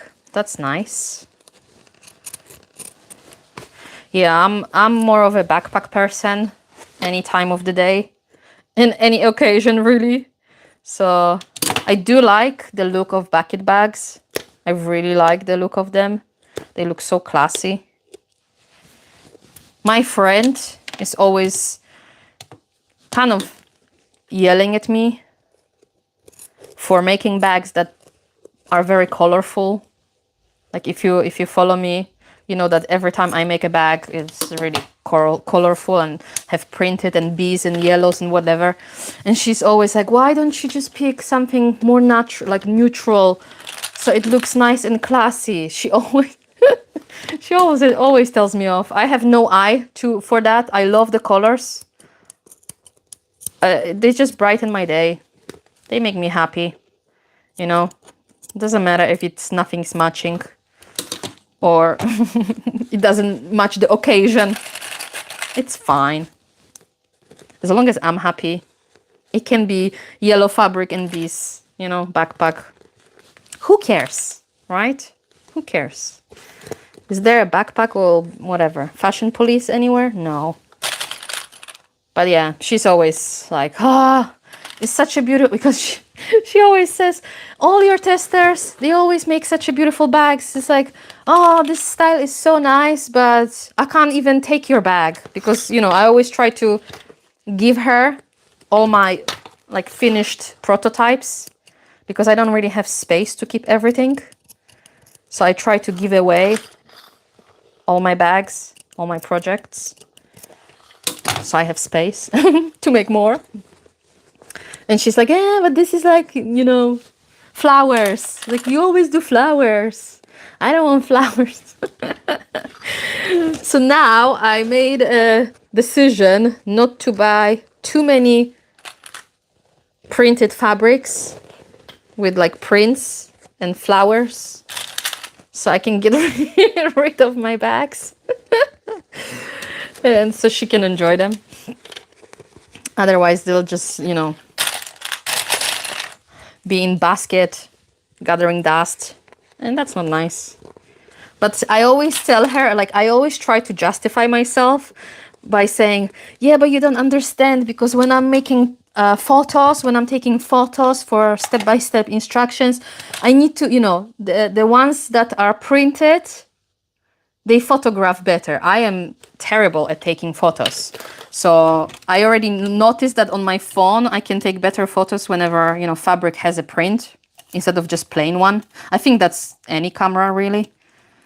And the same is with filming. It's like, it looks better on video when it's, you know, when it's printed, because then they can see the right and wrong side better, la la la. And she just has none of it. She's like, well, then make another one. Then make another one with, you know, classy colors. Oh, well, I'm trying, but... So yeah, I made a note of not buying too many flowery. She says that. I can tell you the fabric that I bought recently. She's not gonna be proud of me, because look, flowers. But yeah, who cares? Anyway, if I make a bag with this fabric, I won't give it to her, because She doesn't like flowers, and even if she likes this bag or backpack, I won't still give it to her. I'm making it for myself. So yeah, it's like, you like what you like. That's it. Let me just reduce my stitch length slightly, since I'm stitching my base now to the front and back panel.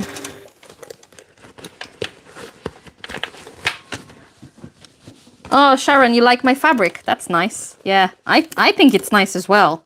I found it in my local shop. Well, not local. In shop in London, basically. As if London was so small that everything in London is local. Anyway. So I found it and I got it. I got like half a meter just to try it out.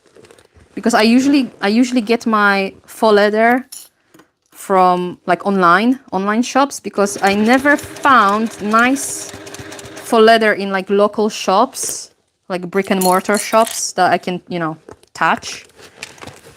But this one is really good because I have to be really careful with the thickness of my fabric, since I don't have industrial machine. And that looks like it's good, thickness. So I can say that since I'm using foam stabilizer on this backpack, which I don't really recommend, it's more difficult to sew those curves.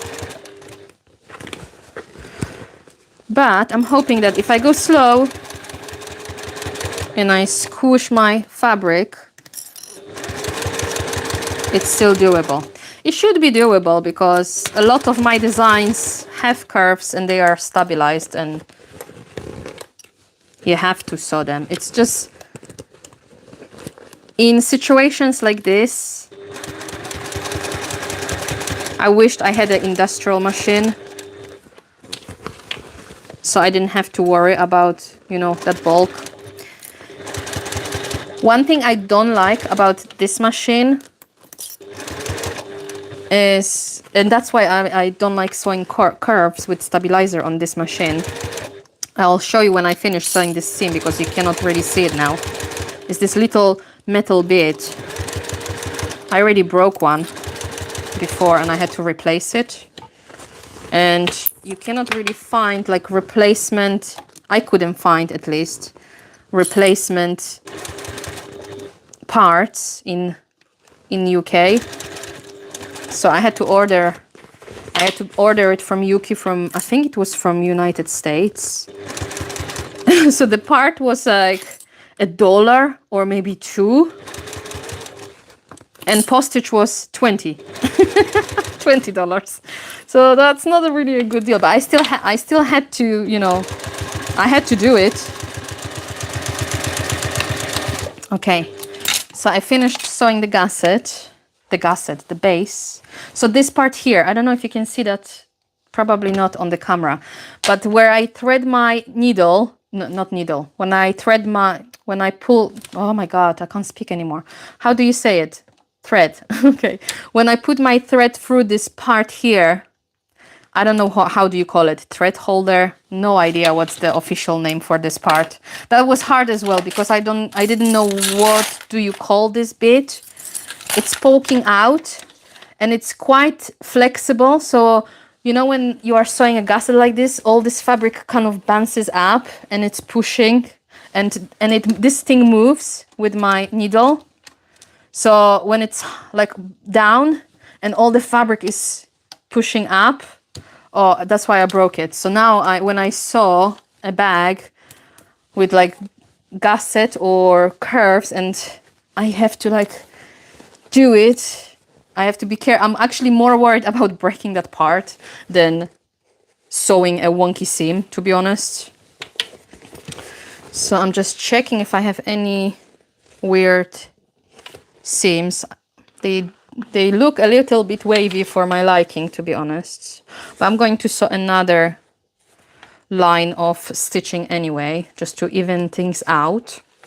But I don't have any packering as far as I can see. Let me just quickly peek inside, because those corners sometimes, you know, look off, especially when you are sewing with stabilizer like me today.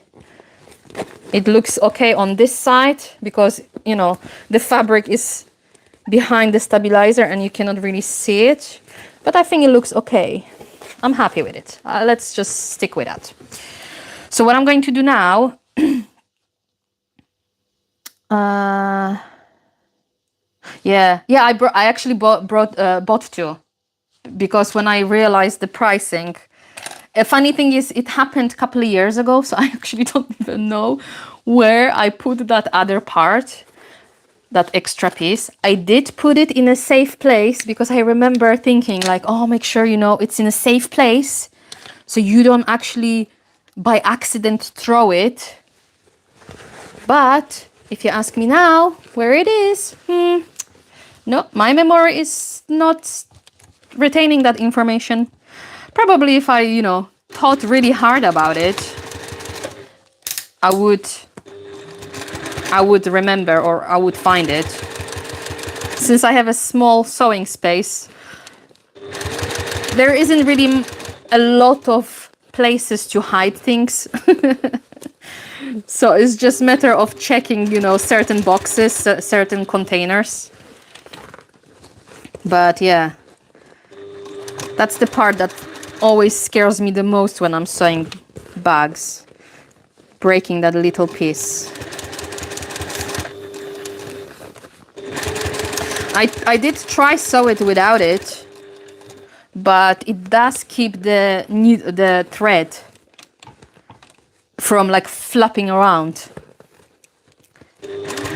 So it did affect my thread tension when I was sewing. So that's why I kind of thought, bloody hell, better spend, you know, $25 than $1,000 on a new machine. That was my, you know, kind of thinking. Mind you, I didn't actually bother. I didn't, not that I bother.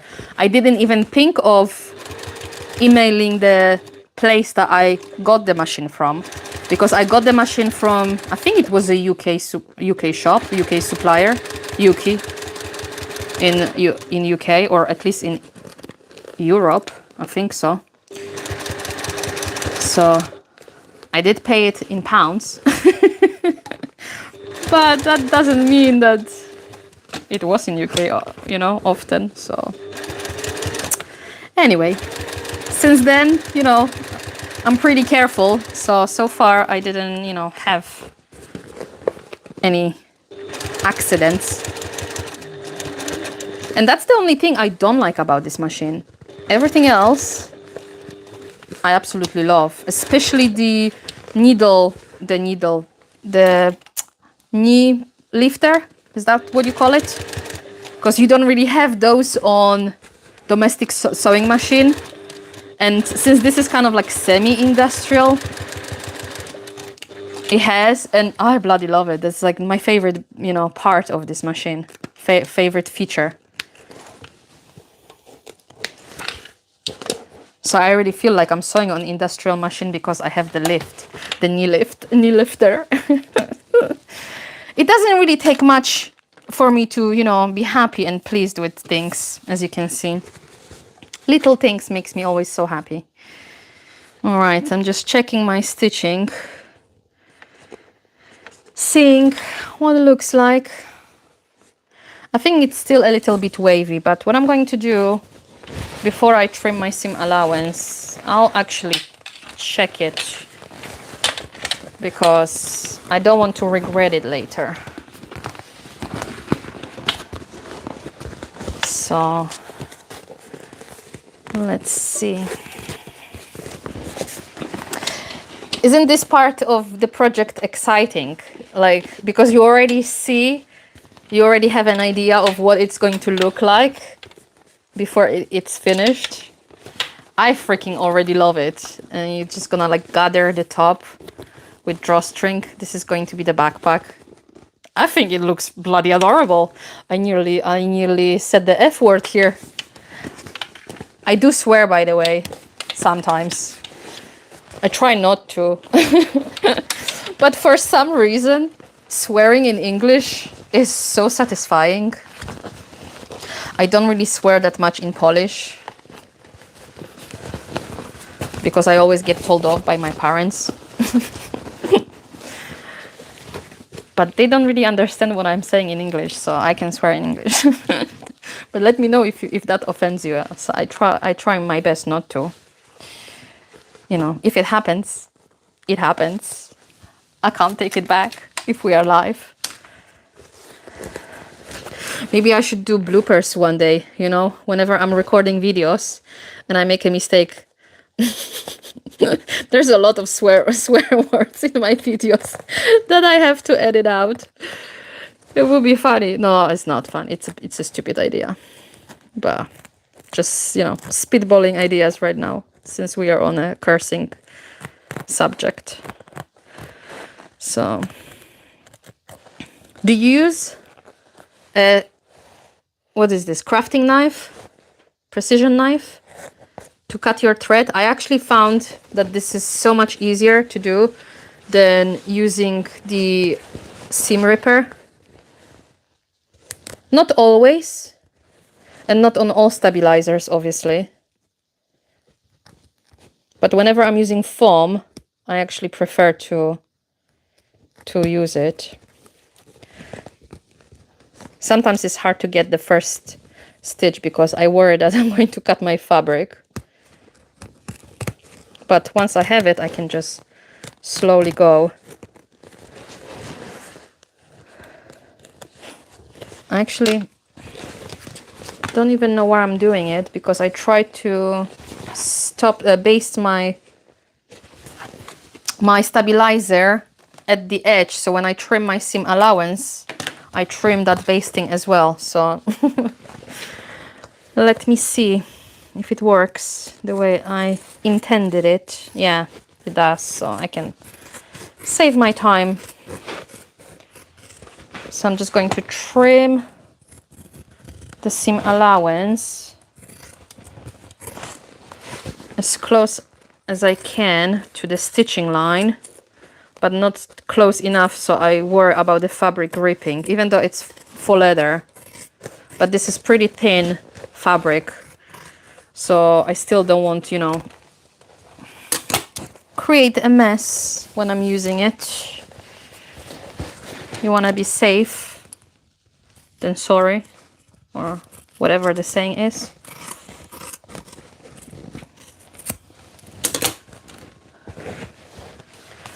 All right,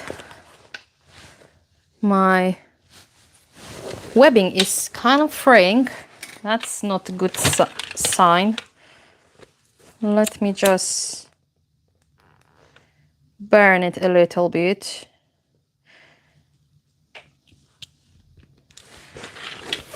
I did burn the edge really. No, I actually didn't, because I did cut it in half, didn't I? And I didn't burn those edges. That's why they are fraying. It's okay. That is okay. All right, let me see. I'm just going to trim slightly the stabilizer away from the remaining seam allowance, just as much as I can. I think it's going to make my seam, my base, look nicer and kind of rounder.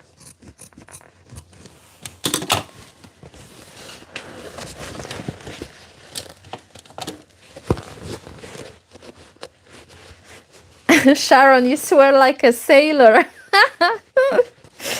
I know that this, like, that's the saying, but I'm guessing that means a lot. Where is my seam ripper? I'm just guessing that means a lot. So if it is, oh, love it.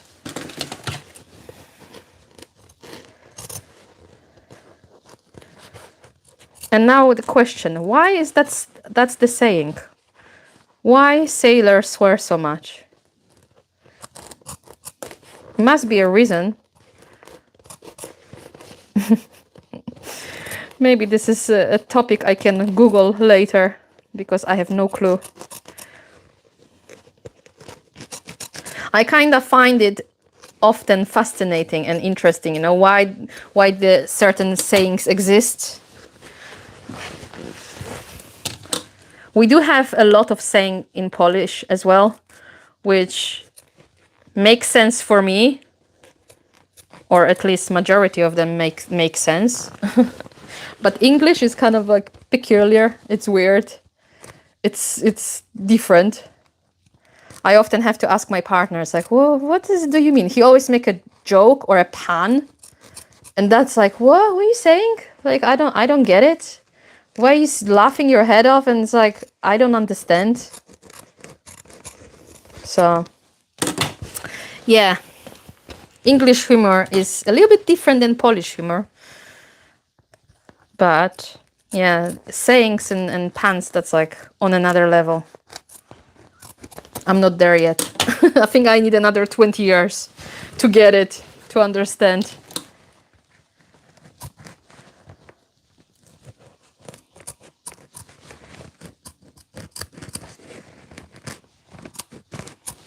So I was right, yeah, Sharon. It means that you swear a lot. The sailors swear a lot.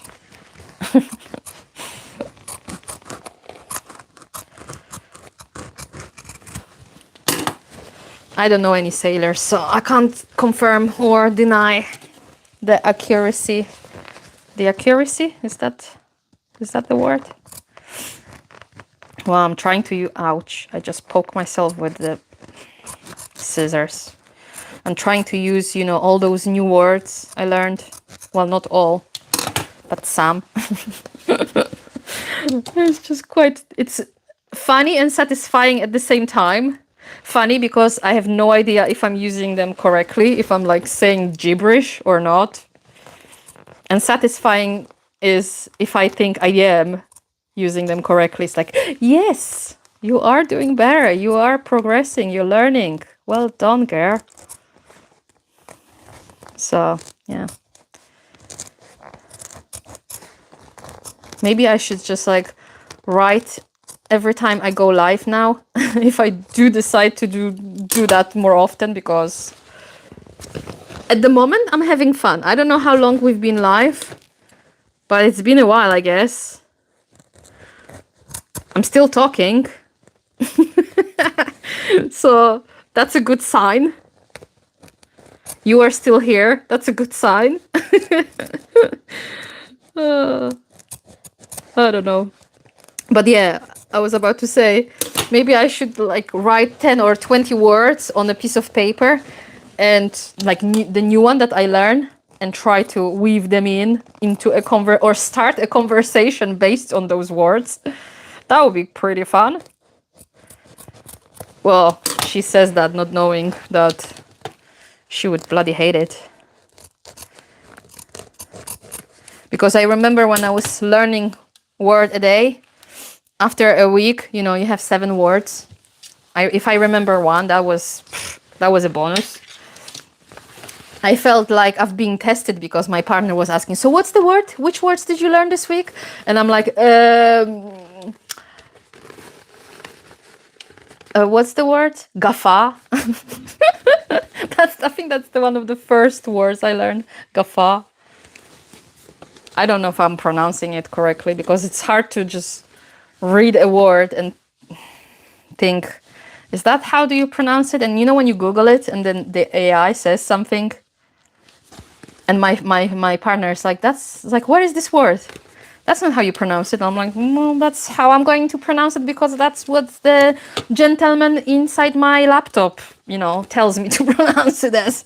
So unless I hear it otherwise, I'll just say it the way he says it. All right. I think we are on a good way, like good. What am I trying to say? I don't know. I don't know what I'm trying to say anymore. I'm doing good, basically. Wait, now Listen, my backpack is nearly finished. Can you imagine? The only thing I have to do is those trims. Oh my God. This is pretty exciting.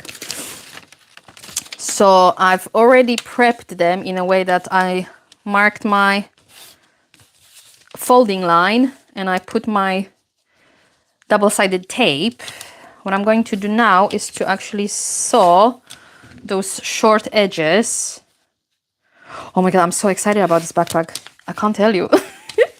When I turned it earlier on, right side out, oh, this is so cute. And don't you think that this color is so beautiful? It's like a, I think you call it baby blue or whatever. It's a blue, it's blue color. Why this is this dirty or what's going on here? Let me just check. I think it's just dirty from my marker. Yeah, it's just dirty when I was drawing those lines. Oh, I got scared that I have like tiny black holes and I have to recut it, but no, just my imagination. So yeah, what I was saying, I'm so excited about this backpack. And this color is so pretty as well. I really like it.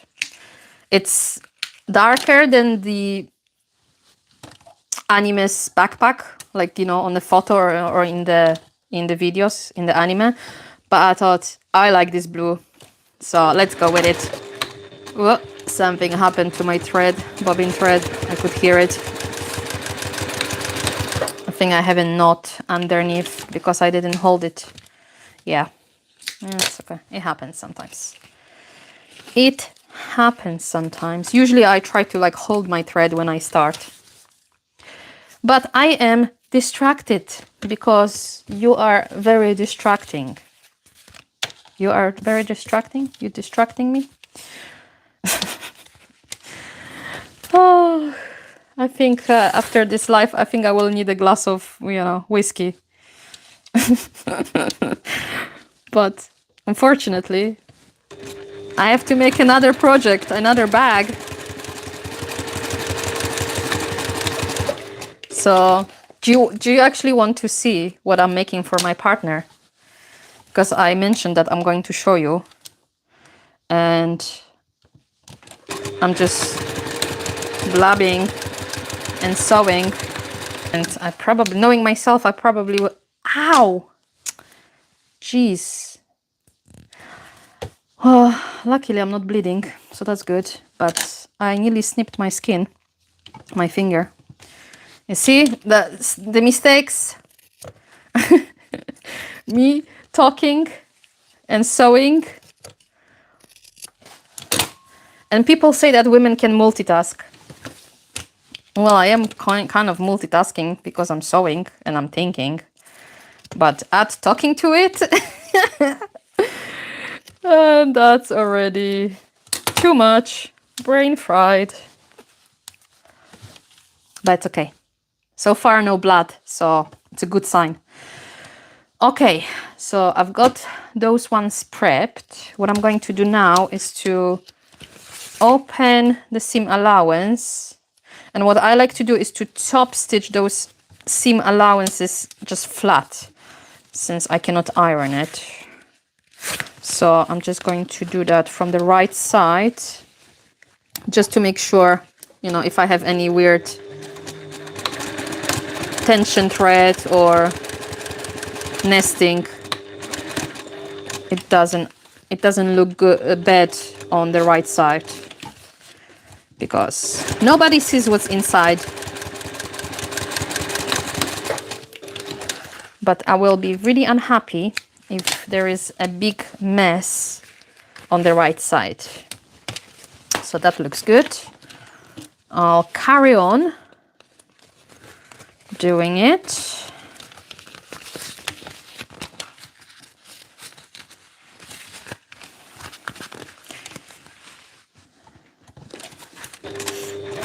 Okay, Lindiana, she left, make a cup of tea. That's nice.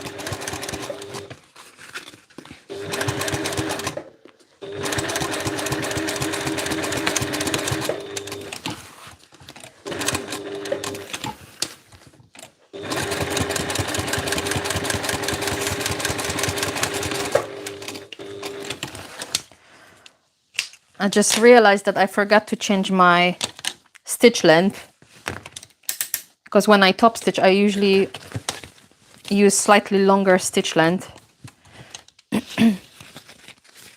Otherwise, if you do it like less than 3, like on my dial, I have up to 6, and I think that's like 6 millimeters, I'm guessing.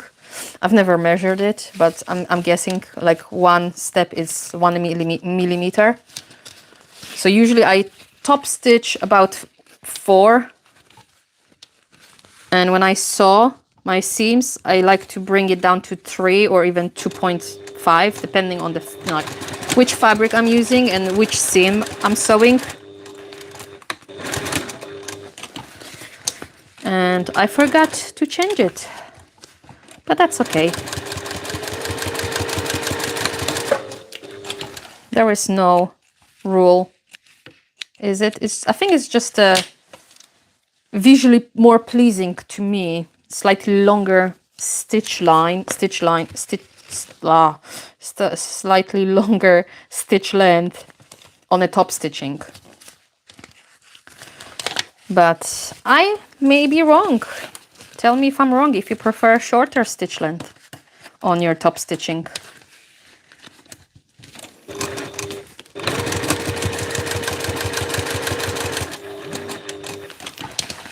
I'm starting to get hungry now.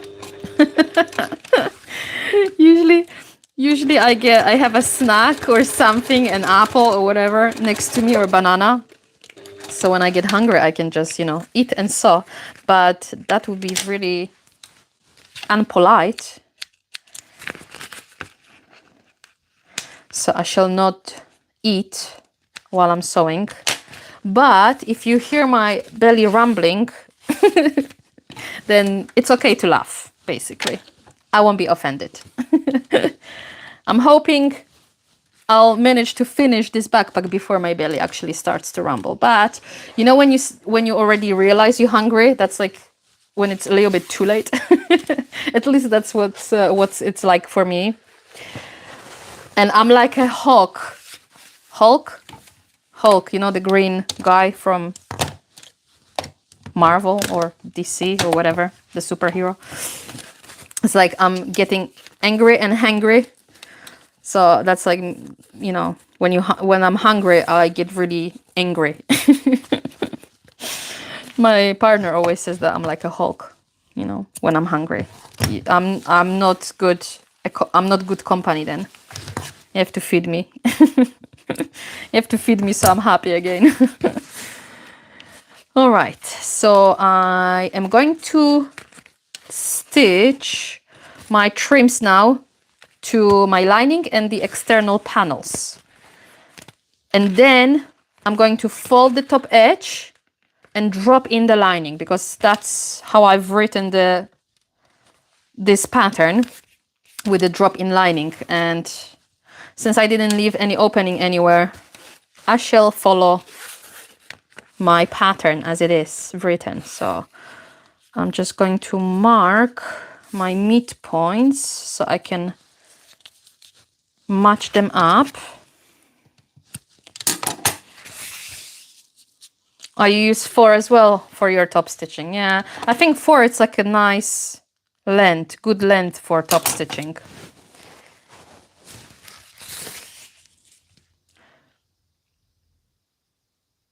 Did you already send me pictures, Sharon? You said...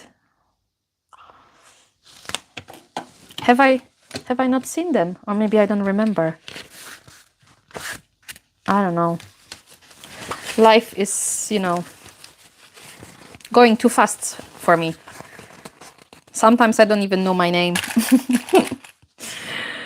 And I see so many beautiful makes. You guys make such a beautiful bags. And I'm not talking about just my patterns, just in general.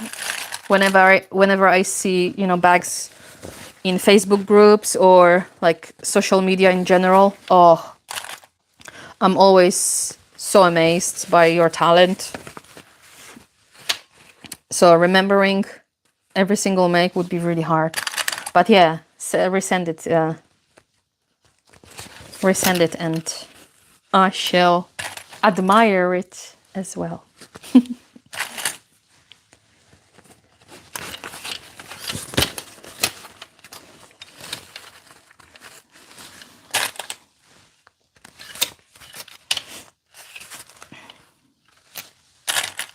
I think I'm going to have to install my eyelets after I end the live, because I have to use my big hammer. I don't have a die for my press, so I have to like manually bang it, and I think that's going to be too much noise and not really pleasant for you. Plus, I always find that this is such a stressful step as well. It's similar to top stitching, because if you mess up, then you have to like remove the hardware, and removing it's already stressing me out.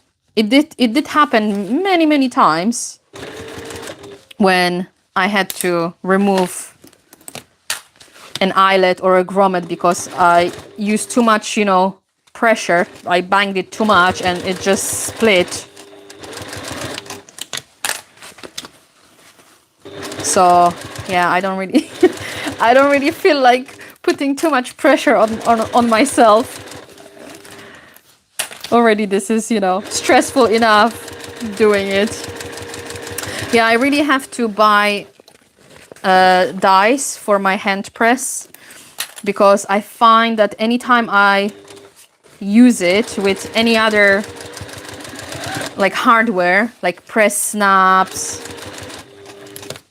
rivets and things like this, even like now magnetic snaps, I always have a better experience, and it's so much easier and less stressful. It's fun basically, you know.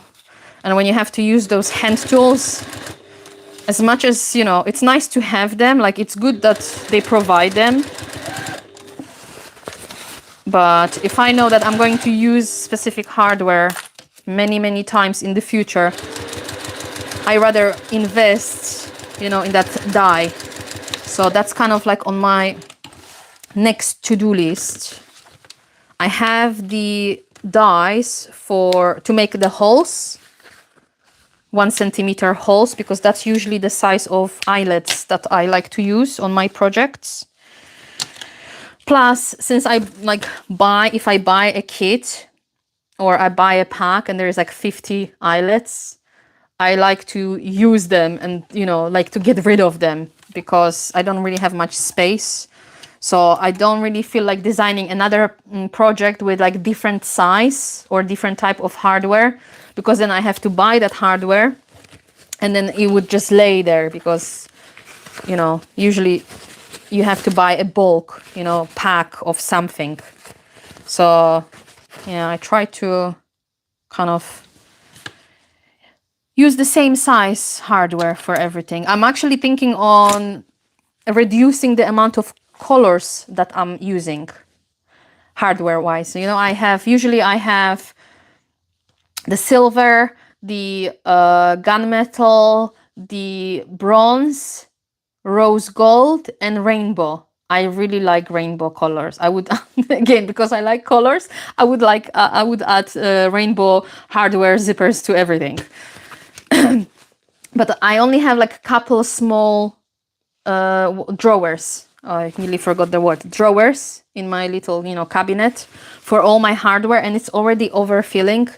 So I'm trying to reduce one color and not reorder it again. Or at least till I don't have more space. So yeah, okay, now I need to top stitch it, but I remember from my sewing tutorial that I need to top stitch it one direction on the lining and then the other direction on the external panels.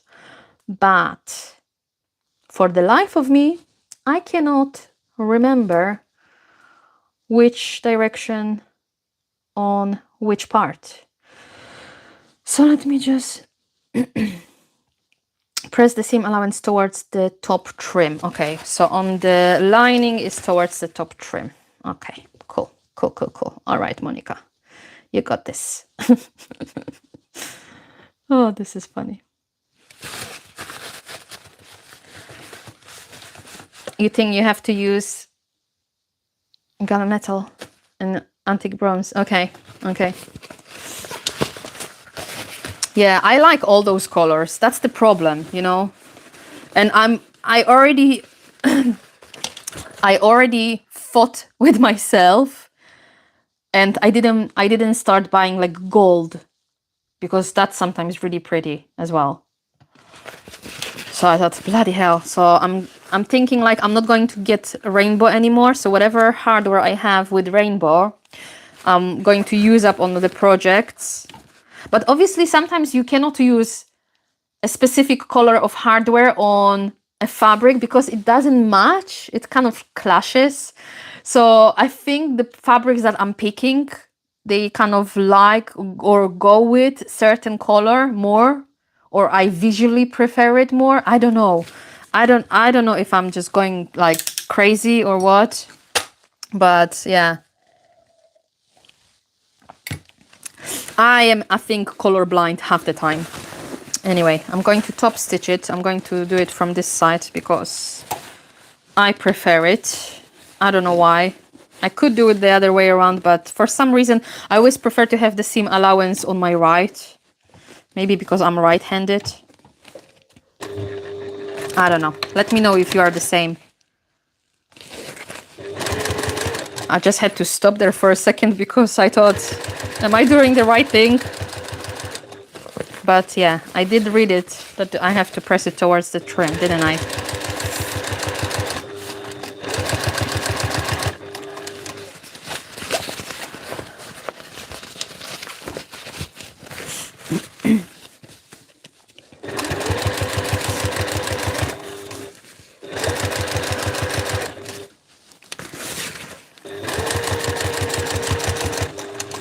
How often do you watch people live?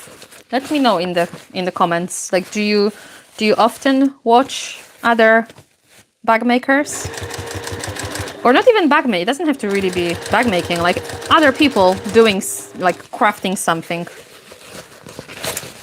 Sometimes depending on my mood. Sometimes I find it really therapeutical. Is that the word, therapeutical? Sometimes if I actually want to learn something, I find it so annoying because I'm like, get to the point. Like, I don't need to know your family history to find out how you make it. Like, you know, which way around. So I think it really depends if I'm in the mood to learn, like if I'm watching that specific video to learn, or if I'm just watching it for the pleasure of an entertainment, you know. And I just wonder if you are the same. I know it's like, if you are watching replays, it doesn't really matter as much because you can always skip to the point, to the part that you are the most interested in. But when you are actually watching live, you cannot really skip ahead, can you? So that's kind of like, oh my God, I don't have time. Can you get to the point? So yeah, I don't know if that's just me. I hope it's not just me, because that means I'm just rude. And I'm not, I promise. Well, I try not to be anyway.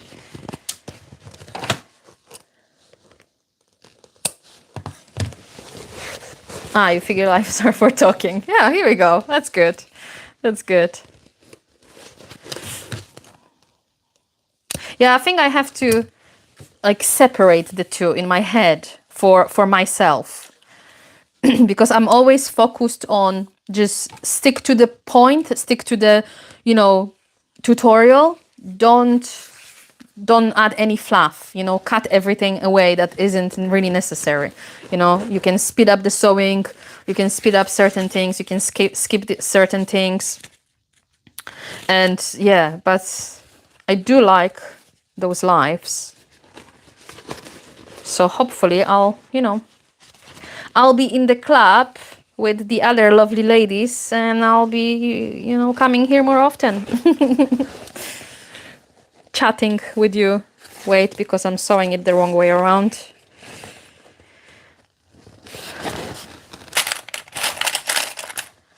What is the time? It's 1:45. Oh, wow. Okay. So it's been like 2 hours, hasn't it? I think we started about noon, just before noon. Wow. You know what? I'm really impressed with myself. Wait, my trim is a little bit too loose. Let me just clip it. I don't know if it just looks loose. I have to mark my midpoints so I can actually find out, because I didn't do it on this trim. It did fit really well in the lining, but sometimes when you add stabilizer, it kind of shrinks things down. The panels and the circumference of the seam kind of shrinks down, so you have to adjust it. And also the thickness of your fabric with the stabilizer affects everything.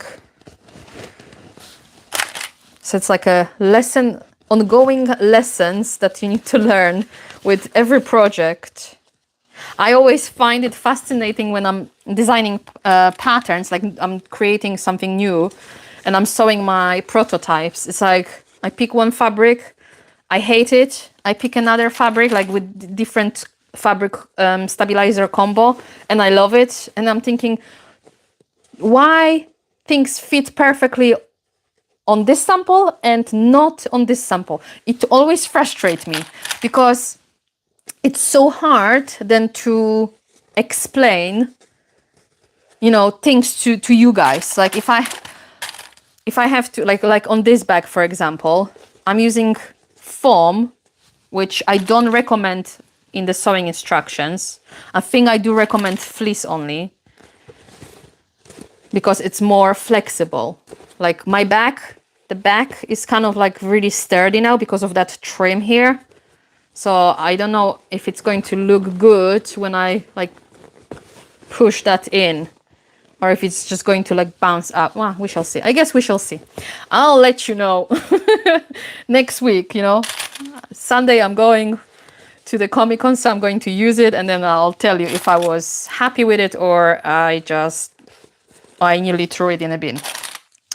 But yeah, what I was saying is sometimes it's so hard to get that combination of fabric and, you know, stabilizer right for a specific project, because you think, oh, I use this fabric and this stabilizer together on another project and it was great, so I'm going to use it again on something completely different, and then it just looks shit. Sorry for my language, but it just looks like, you know, piece of rubbish.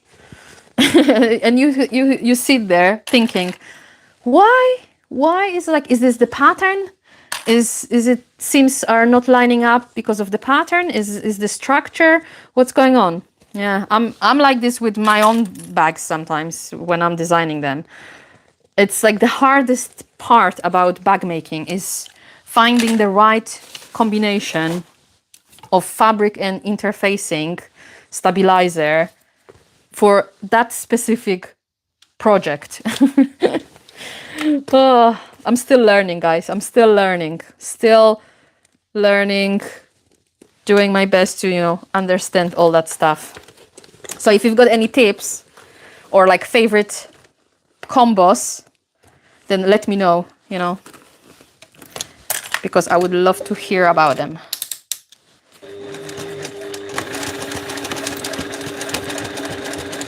I think I have this seam and then the last top stitch. Jesus, scared to death. I nearly thought I broke that little piece, but that was just the clip hitting it. Oh, listen, I need to focus on what I'm doing. This is going to end up in, you know, disaster. Don't jinx it, Monica. Don't jinx it. It's going to be beautiful.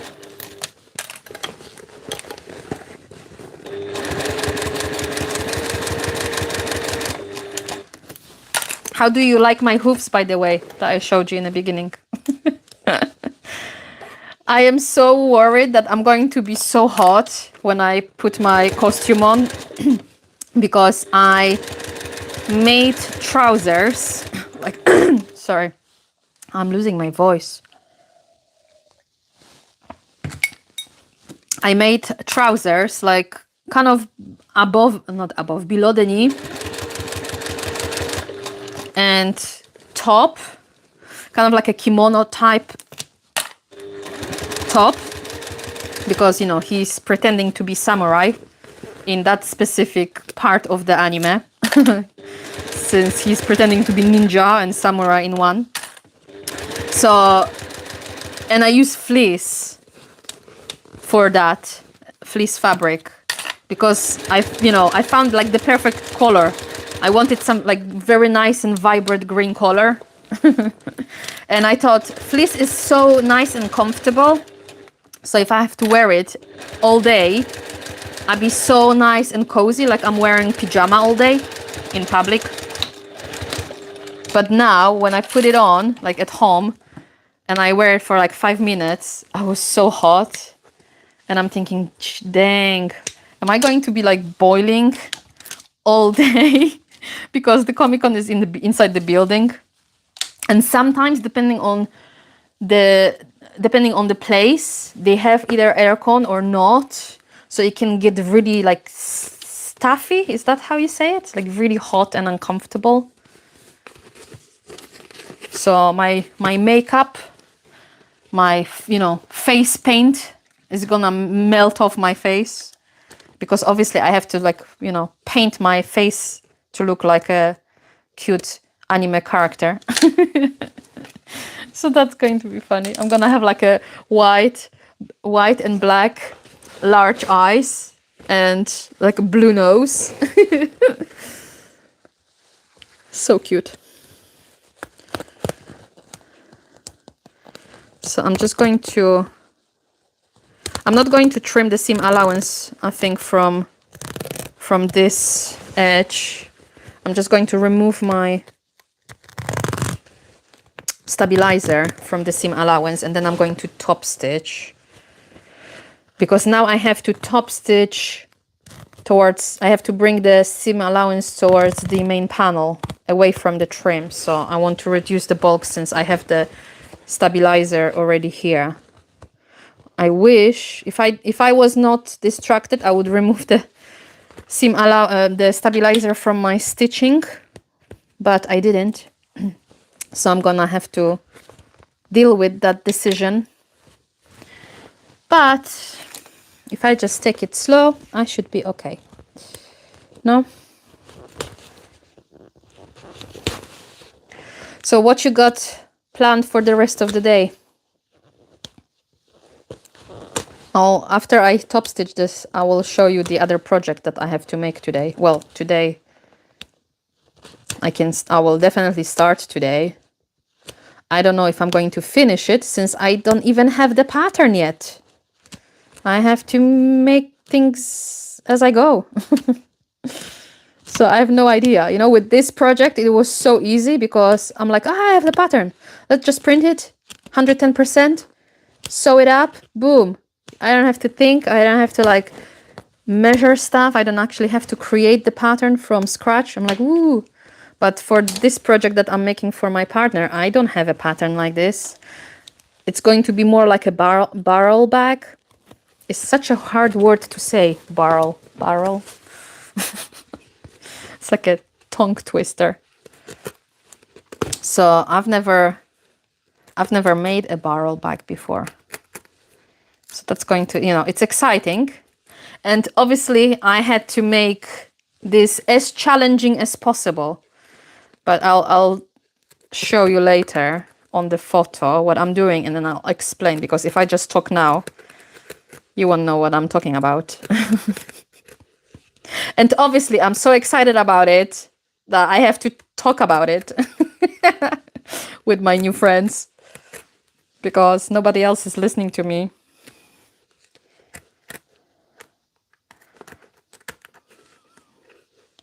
Do you get stressed when you're making something for other people, like for your loved ones, or if you sell your bags, like if you are doing custom orders? I've never done a custom order like for bag. I only do custom orders for my best friend, since she doesn't like my floral fabric, but that's fine. I don't really, I don't pay attention too much about the top stitching or like minor details, because it's my friend and she doesn't even pay attention to stuff like this. So I know she wouldn't mind if the top stitching is a little bit wobbly.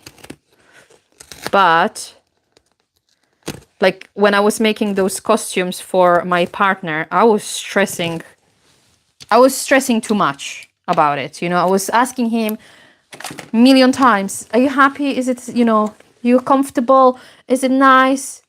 Be honest, is it nice? It's the same when I'm cooking. I hate cooking, and when I have to make food, I have to ask him 5 times during meal. Is it nice? Be honest. But be honest. Is it nice? It's like my catchphrase. I think that's going to be on my tombstone, you know. Be honest. Is it nice? Don't lie. I don't know if he lies, but regardless if he likes, if he doesn't, that's what he's eating, so. You know, I found myself a chef for a partner for a reason. Because I hate cooking and I thought he's going to cook delicious meals. But because I work from home, I have to cook delicious meals. And they are eatable, you know. I'm not starving or anything, but when he cooks, like on the weekends or holidays, yeah, that's when I put on pounds, you know. All right, so now what do I have to do? I have to top stitch. Wait, because I have to think about it, since I have to flip this over down like so. My flap needs to be up. I'm thinking, okay. I understand the reason why I said it needs to be top stitched this way, because the flap goes up. But I have so much bulk here that I don't know if my machine can sew through all those seams. Oh no. This is going to be interesting. Well, we'll just have to go slow and try and wish for the best, I guess, because I could not top stitch it, I guess. That's an option. Well, I just hit my lamp. But that's the external part, and I like that extra top stitching. Should I risk it? Or should I skip it?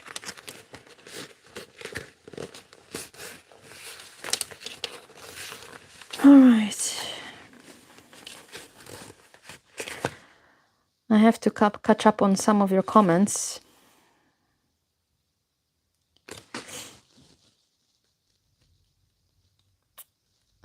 Lydiana, it depends on the food. What food? I'm lost already. Oh, recording the videos are for learning, since there is less talking for the most part. Yeah. I'm usually driving to work. 5:44. Wow. Yeah, I wake up usually at 5 o'clock, because that's when my partner wakes up and goes to work. He cycles majority of times to work. He's trying to be really healthy now. Maybe I should follow, you know, him and lose some weight, but it's so hard. It's so hard. Oh, wait, because I can see that my stitching, I think I've cut my stitching when I was trimming my stabilizer.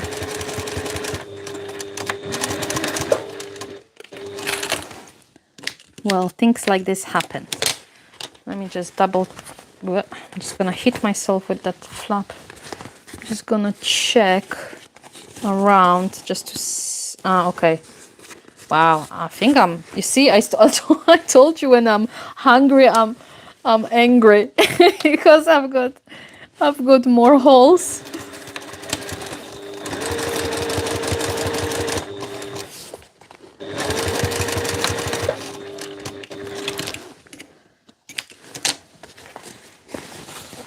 Okay, any more? Or this is it, and we can top stitch. Come on, we've got 2 more seams, and that's it. How exciting is that? Okay, I'm going to give it a try.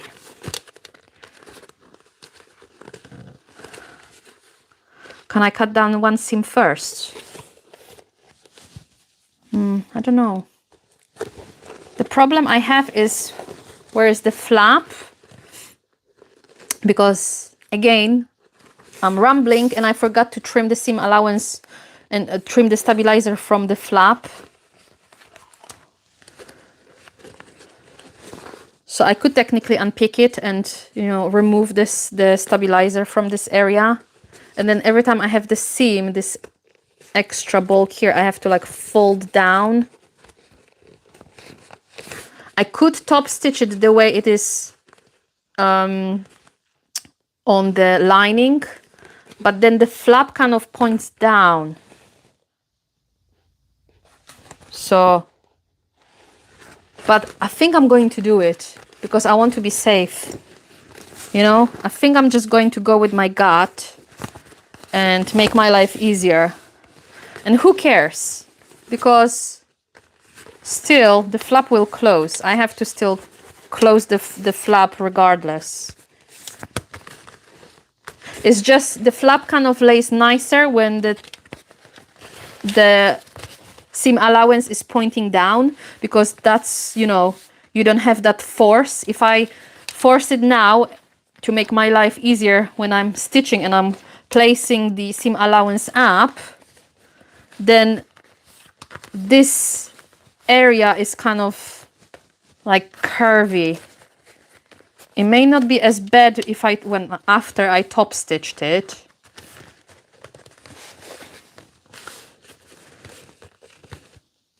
It kind of looks okay. I think I'm just gonna go with it since it's, you know, on my back and this is just a fun backpack. I'm gonna make my life easier. So I'm going to top stitch with the seam allowance facing towards the trim. And again, that's something I've never done before, so I actually don't know if it's a good or bad idea. And now I'm going to have to sew it from this side, even though I don't like, because I don't have enough space now to sew. So let's do it. I'm doing it, guys. I'm not following my own sewing instruction right now, but it's going to be much easier for me to do that top stitching.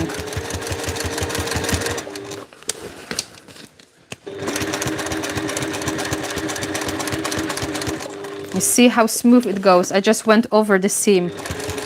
No problem whatsoever, because there's no stabilizer whatsoever in that seam, since I trimmed everything away.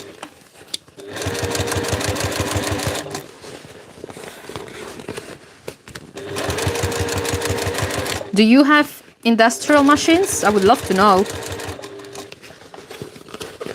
Because when I see, you know, people like Lauren, Kasaya or Victoria sewing through so many bulks so quickly, like on their industrial machines, I'm like, oh, one day this is going to be me.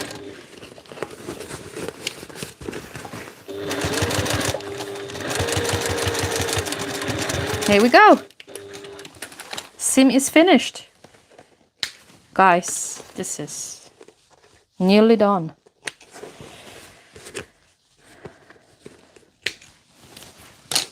All right. So I think it's going to be okay with this, you know. It is kind of like a little force, so I can see there is a lot of tension around this area, because I have to like fold the flap like this, since the seam allowance is facing up. So I wouldn't really do it on a bag that I want to like gift to someone or sell. But for this backpack, it's okay, and it was much easier to sew and less stressful. So All I have to do now is fold the top edge. And I wished I did it earlier, but I didn't. Plus, I often find that this double-sided tape is not strong enough. So often when I prep something earlier on, or even when I'm making my strap, like a long strap, by the time I get to the end, the beginning starts to open, you know, starts to unfold, because this is not strong enough. But I have it, so I want to finish it before I buy and I try something new. So that's why I didn't really fold it earlier, because I knew that if I do, it may unfold and then it's going to start sticking to everything and it's going to annoy me. So I'm just gonna have to take my time now and fold this edge.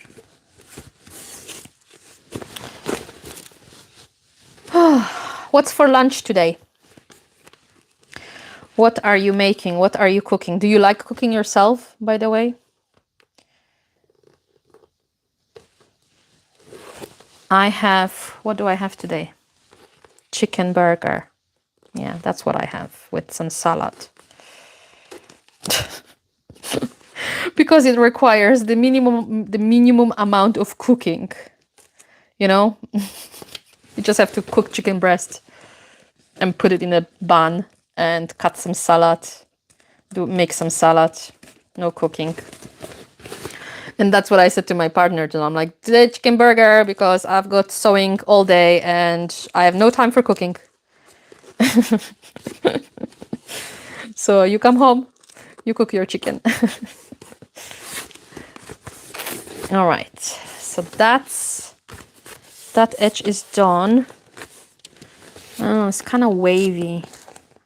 I think I didn't fold it nicely. Let me just check. Yeah, that's okay. That will do. So now I'll do the same on my lining, and then we need to drop the lining and that's it. I'm going to do those eyelets separately because I don't want to stress myself and I need to eat something before I start to use hammer, because I may end up in another room, you know. I get frustrated, I'll have a tantrum.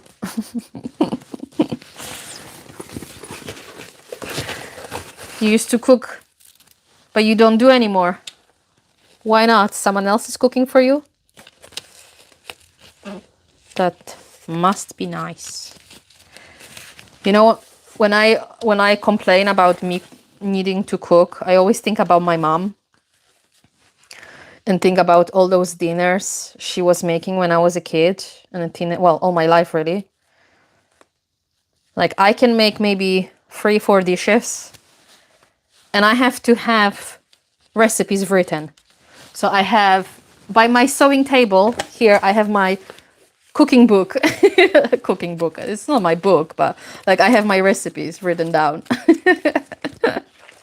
If I don't have things written down, like step by step, like the sewing instructions, you know, step by step, literal measurements, not like sprinkle of salt. What is sprinkle? I have no idea what measurement this is, sprinkle. I need to have teaspoons, quarter teaspoons, 1 teaspoon, whatever, you know, just something that I can measure with. And I can make this meal 50 million times. I still have to have the recipe in front of me and follow it step by step. I am that bad at cooking. And don't get me started when my partner is trying to teach me something new and he's like, oh, taste it. Do you taste the acidity or the acidity? Is that the word? Whatever. You know what I mean. Or the sourness or whatever, the sweetness, whatever, you know, the words. All the words, they are leaving me right now. And he's like, oh, you know, you should add a little bit more sugar because this is too sour or this is and I'm like, this is science. You know, I don't do science. I do bag making. Like, I don't understand the science behind cooking. So I always admire like people who have that talent. You know, all the chefs. And I think about my mom often when she was always cooking for us, and we always had something different. You know, there's nothing better than homemade meal. Even if I go to restaurants, it's like, yeah, it's okay. But I actually prefer when my partner makes it and it's homemade. Homemade. We actually made yesterday. We made our first bread since we are together. Like, he used to make it before, I think, when he was studying to be a chef. So obviously he was, you know, I guess it was part of the curriculum. I can never say that word. Part of the school lesson, whatever. And yeah, and he was talking for a while about it. So he got like the bread starter from a friend, from another chef. And just yesterday we actually we cooked the first sourdough bread. And it's so nice. I was so surprised. I'm like, oh, it smelled so delicious.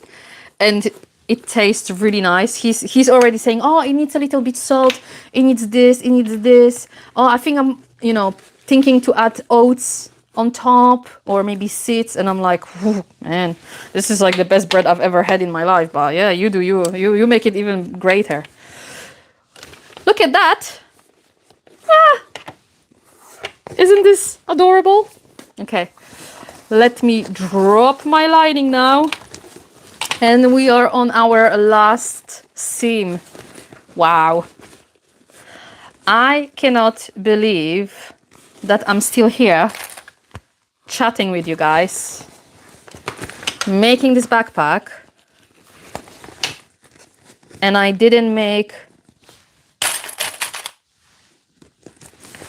a huge mistake.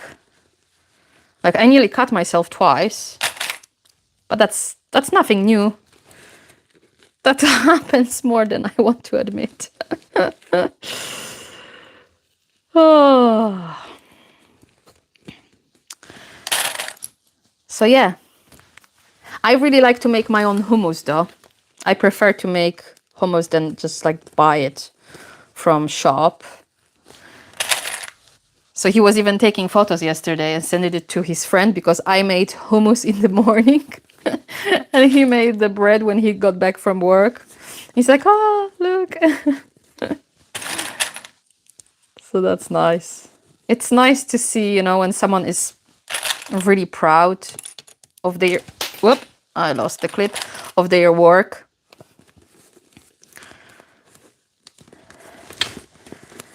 I guess I get that with bag making. It's just when you don't really have people in your like day-to-day life that understand your passion, it's kind of difficult to get excited about things. So I think that's the reason why I'm so excited about this backpack, the next project that I'm going to make, and the Comic-Con. Because obviously this is, my partner is excited about it. This is kind of more his word than mine. Well, he started it and then he got me into it. And he's like excited about me making that project for him and, you know, giving me ideas and stuff. So for the, you know, he always asks like, what are you making? Oh, that's nice. That's pretty. But it's kind of like, yeah, I know it's pretty. You always tell me it's pretty, but do you actually think it? Do you actually, you know, or are you just saying it because you want to be nice? Look at that. Isn't this cute?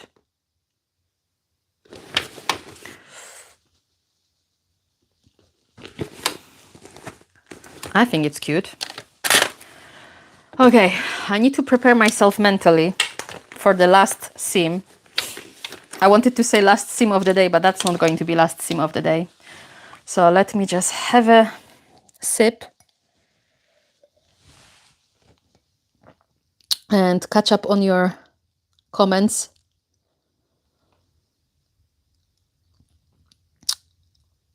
Indiana, I got an old Singer Industrial from a lady that died, but it's downstairs and I saw upstairs. Why can't you just bring it upstairs? Is it too big? You don't have space? Or you just prefer to sew on the machine that you have? Curious, very curious. We have some salad and something else in the fridge. That's nice. Oh, your kids cook. Woo! As otherwise, I just eat what is around. That's nice. That's good. Ah, I'm so happy for you guys. Well, I nearly spilled my tea. I know, it's very cute, isn't it? Yeah. I think this color, it's cute. It's a cute color, I guess. Blue. Okay. Last final seam, and that is it. So I've got my stitch length correct. This should be easy because there's no stabilizer. I didn't add any stabilizer to my trims because I don't see a point, especially since I'm adding eyelets, and you need to make sure that part of bag is flexible so it can gather, you know, the drawstring can gather. Otherwise, it would be really, really hard to close it. So still, usually I would flip this inside out. So I would top stitch it from the right side.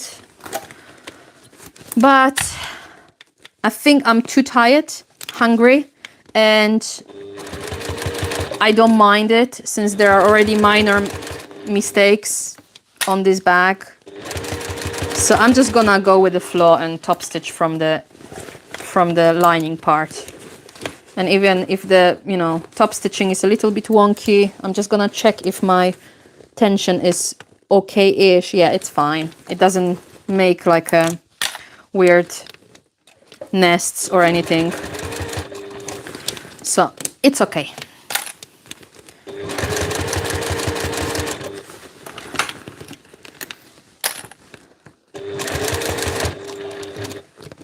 Are you sewing like every day? Or this is something you do sometimes, maybe on weekends?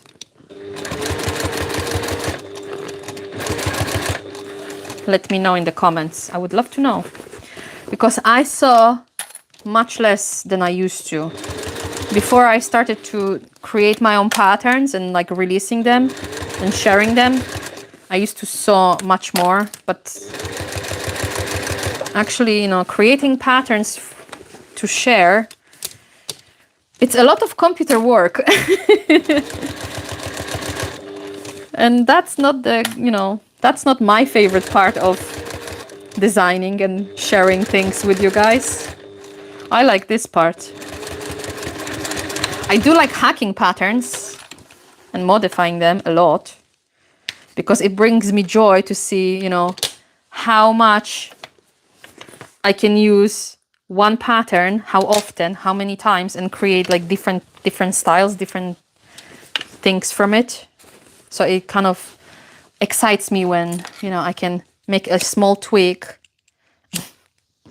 I just talk and I blew my...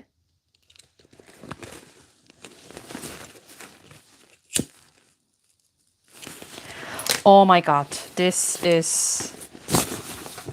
Listen guys, my base corners look really nice. This is going to gather kind of like this, sort of, with the flap. Boom, I have my snap marked. Cute, no?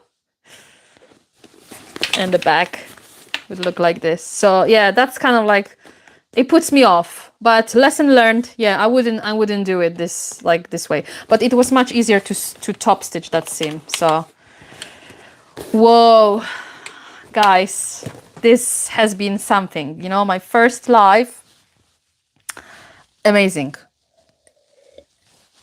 Before I go, let me show you that project that I am making for my partner. So you can see. And so you can see and laugh. So look, this is me. And this is what he's wearing. Yeah. Costume, whatever. That's his entire, can you see that? Shaking. That is his entire ensemble. So he even had to buy like the wig with like long hair. He looks amazing. So what I have to do, I already made the whole costume for him. So imagine I had to make trousers, like this kimono, this vest, and like everything, all the details. I have to still make like the sleevey thingy on legs and stuff, but I'm hoping I can do it tomorrow. So I have to make this scroll. And obviously, because I want it to be more like a bag or backpack that he can use, I'm going to add like zippers and stuff. And I think I'm going to make like here, you can, I don't know, can I just like Pinterest, can I? Yeah. You see, this is like the scroll. And I want to make like this part like a 3D pocket, and maybe I'm going to add like a zipper, and it's going to be like a zipper closure here. And when he's wearing it on as a Comic-Con, as part of a Comic-Con costume, he's gonna have like those strings as a straps, I guess. But I'm going to add like D-ring connectors and make him like a removable straps, so then he can actually wear it like on his back like a barrel bag. So when he cycles to work, he can use it as his backpack. That's brilliant. So yeah, that's what I have to do. So I'm hoping I'm going to start on this today. But anyway, I am loving my little Tony Chopper backpack. I think it's the bloody cutest thing ever. So I'm going to now add my press snap, my magnetic snap, I should say, and then eyelets, and add my drawstring. So I'm going to take later photo and probably share it on my stories on Instagram. And then yeah, I'll let you know how it goes next week, if I actually enjoyed wearing it on Sunday or not. But yeah, thank you for, being here with me, for keeping me company. It has been so much fun. I think I'm going to do that more in the future. So I would put my face on a screen, but I have no idea how to flip my camera now. So that's exciting. I don't even know how to bloody end this life. So that's another thing I didn't really think of. So thank you very much. I shall see you hopefully in the next video. And how do you end the life on your mobile? Okay, are you sure you want to stop streaming? Yes, I'm sure. Bye guys, thank you very much again.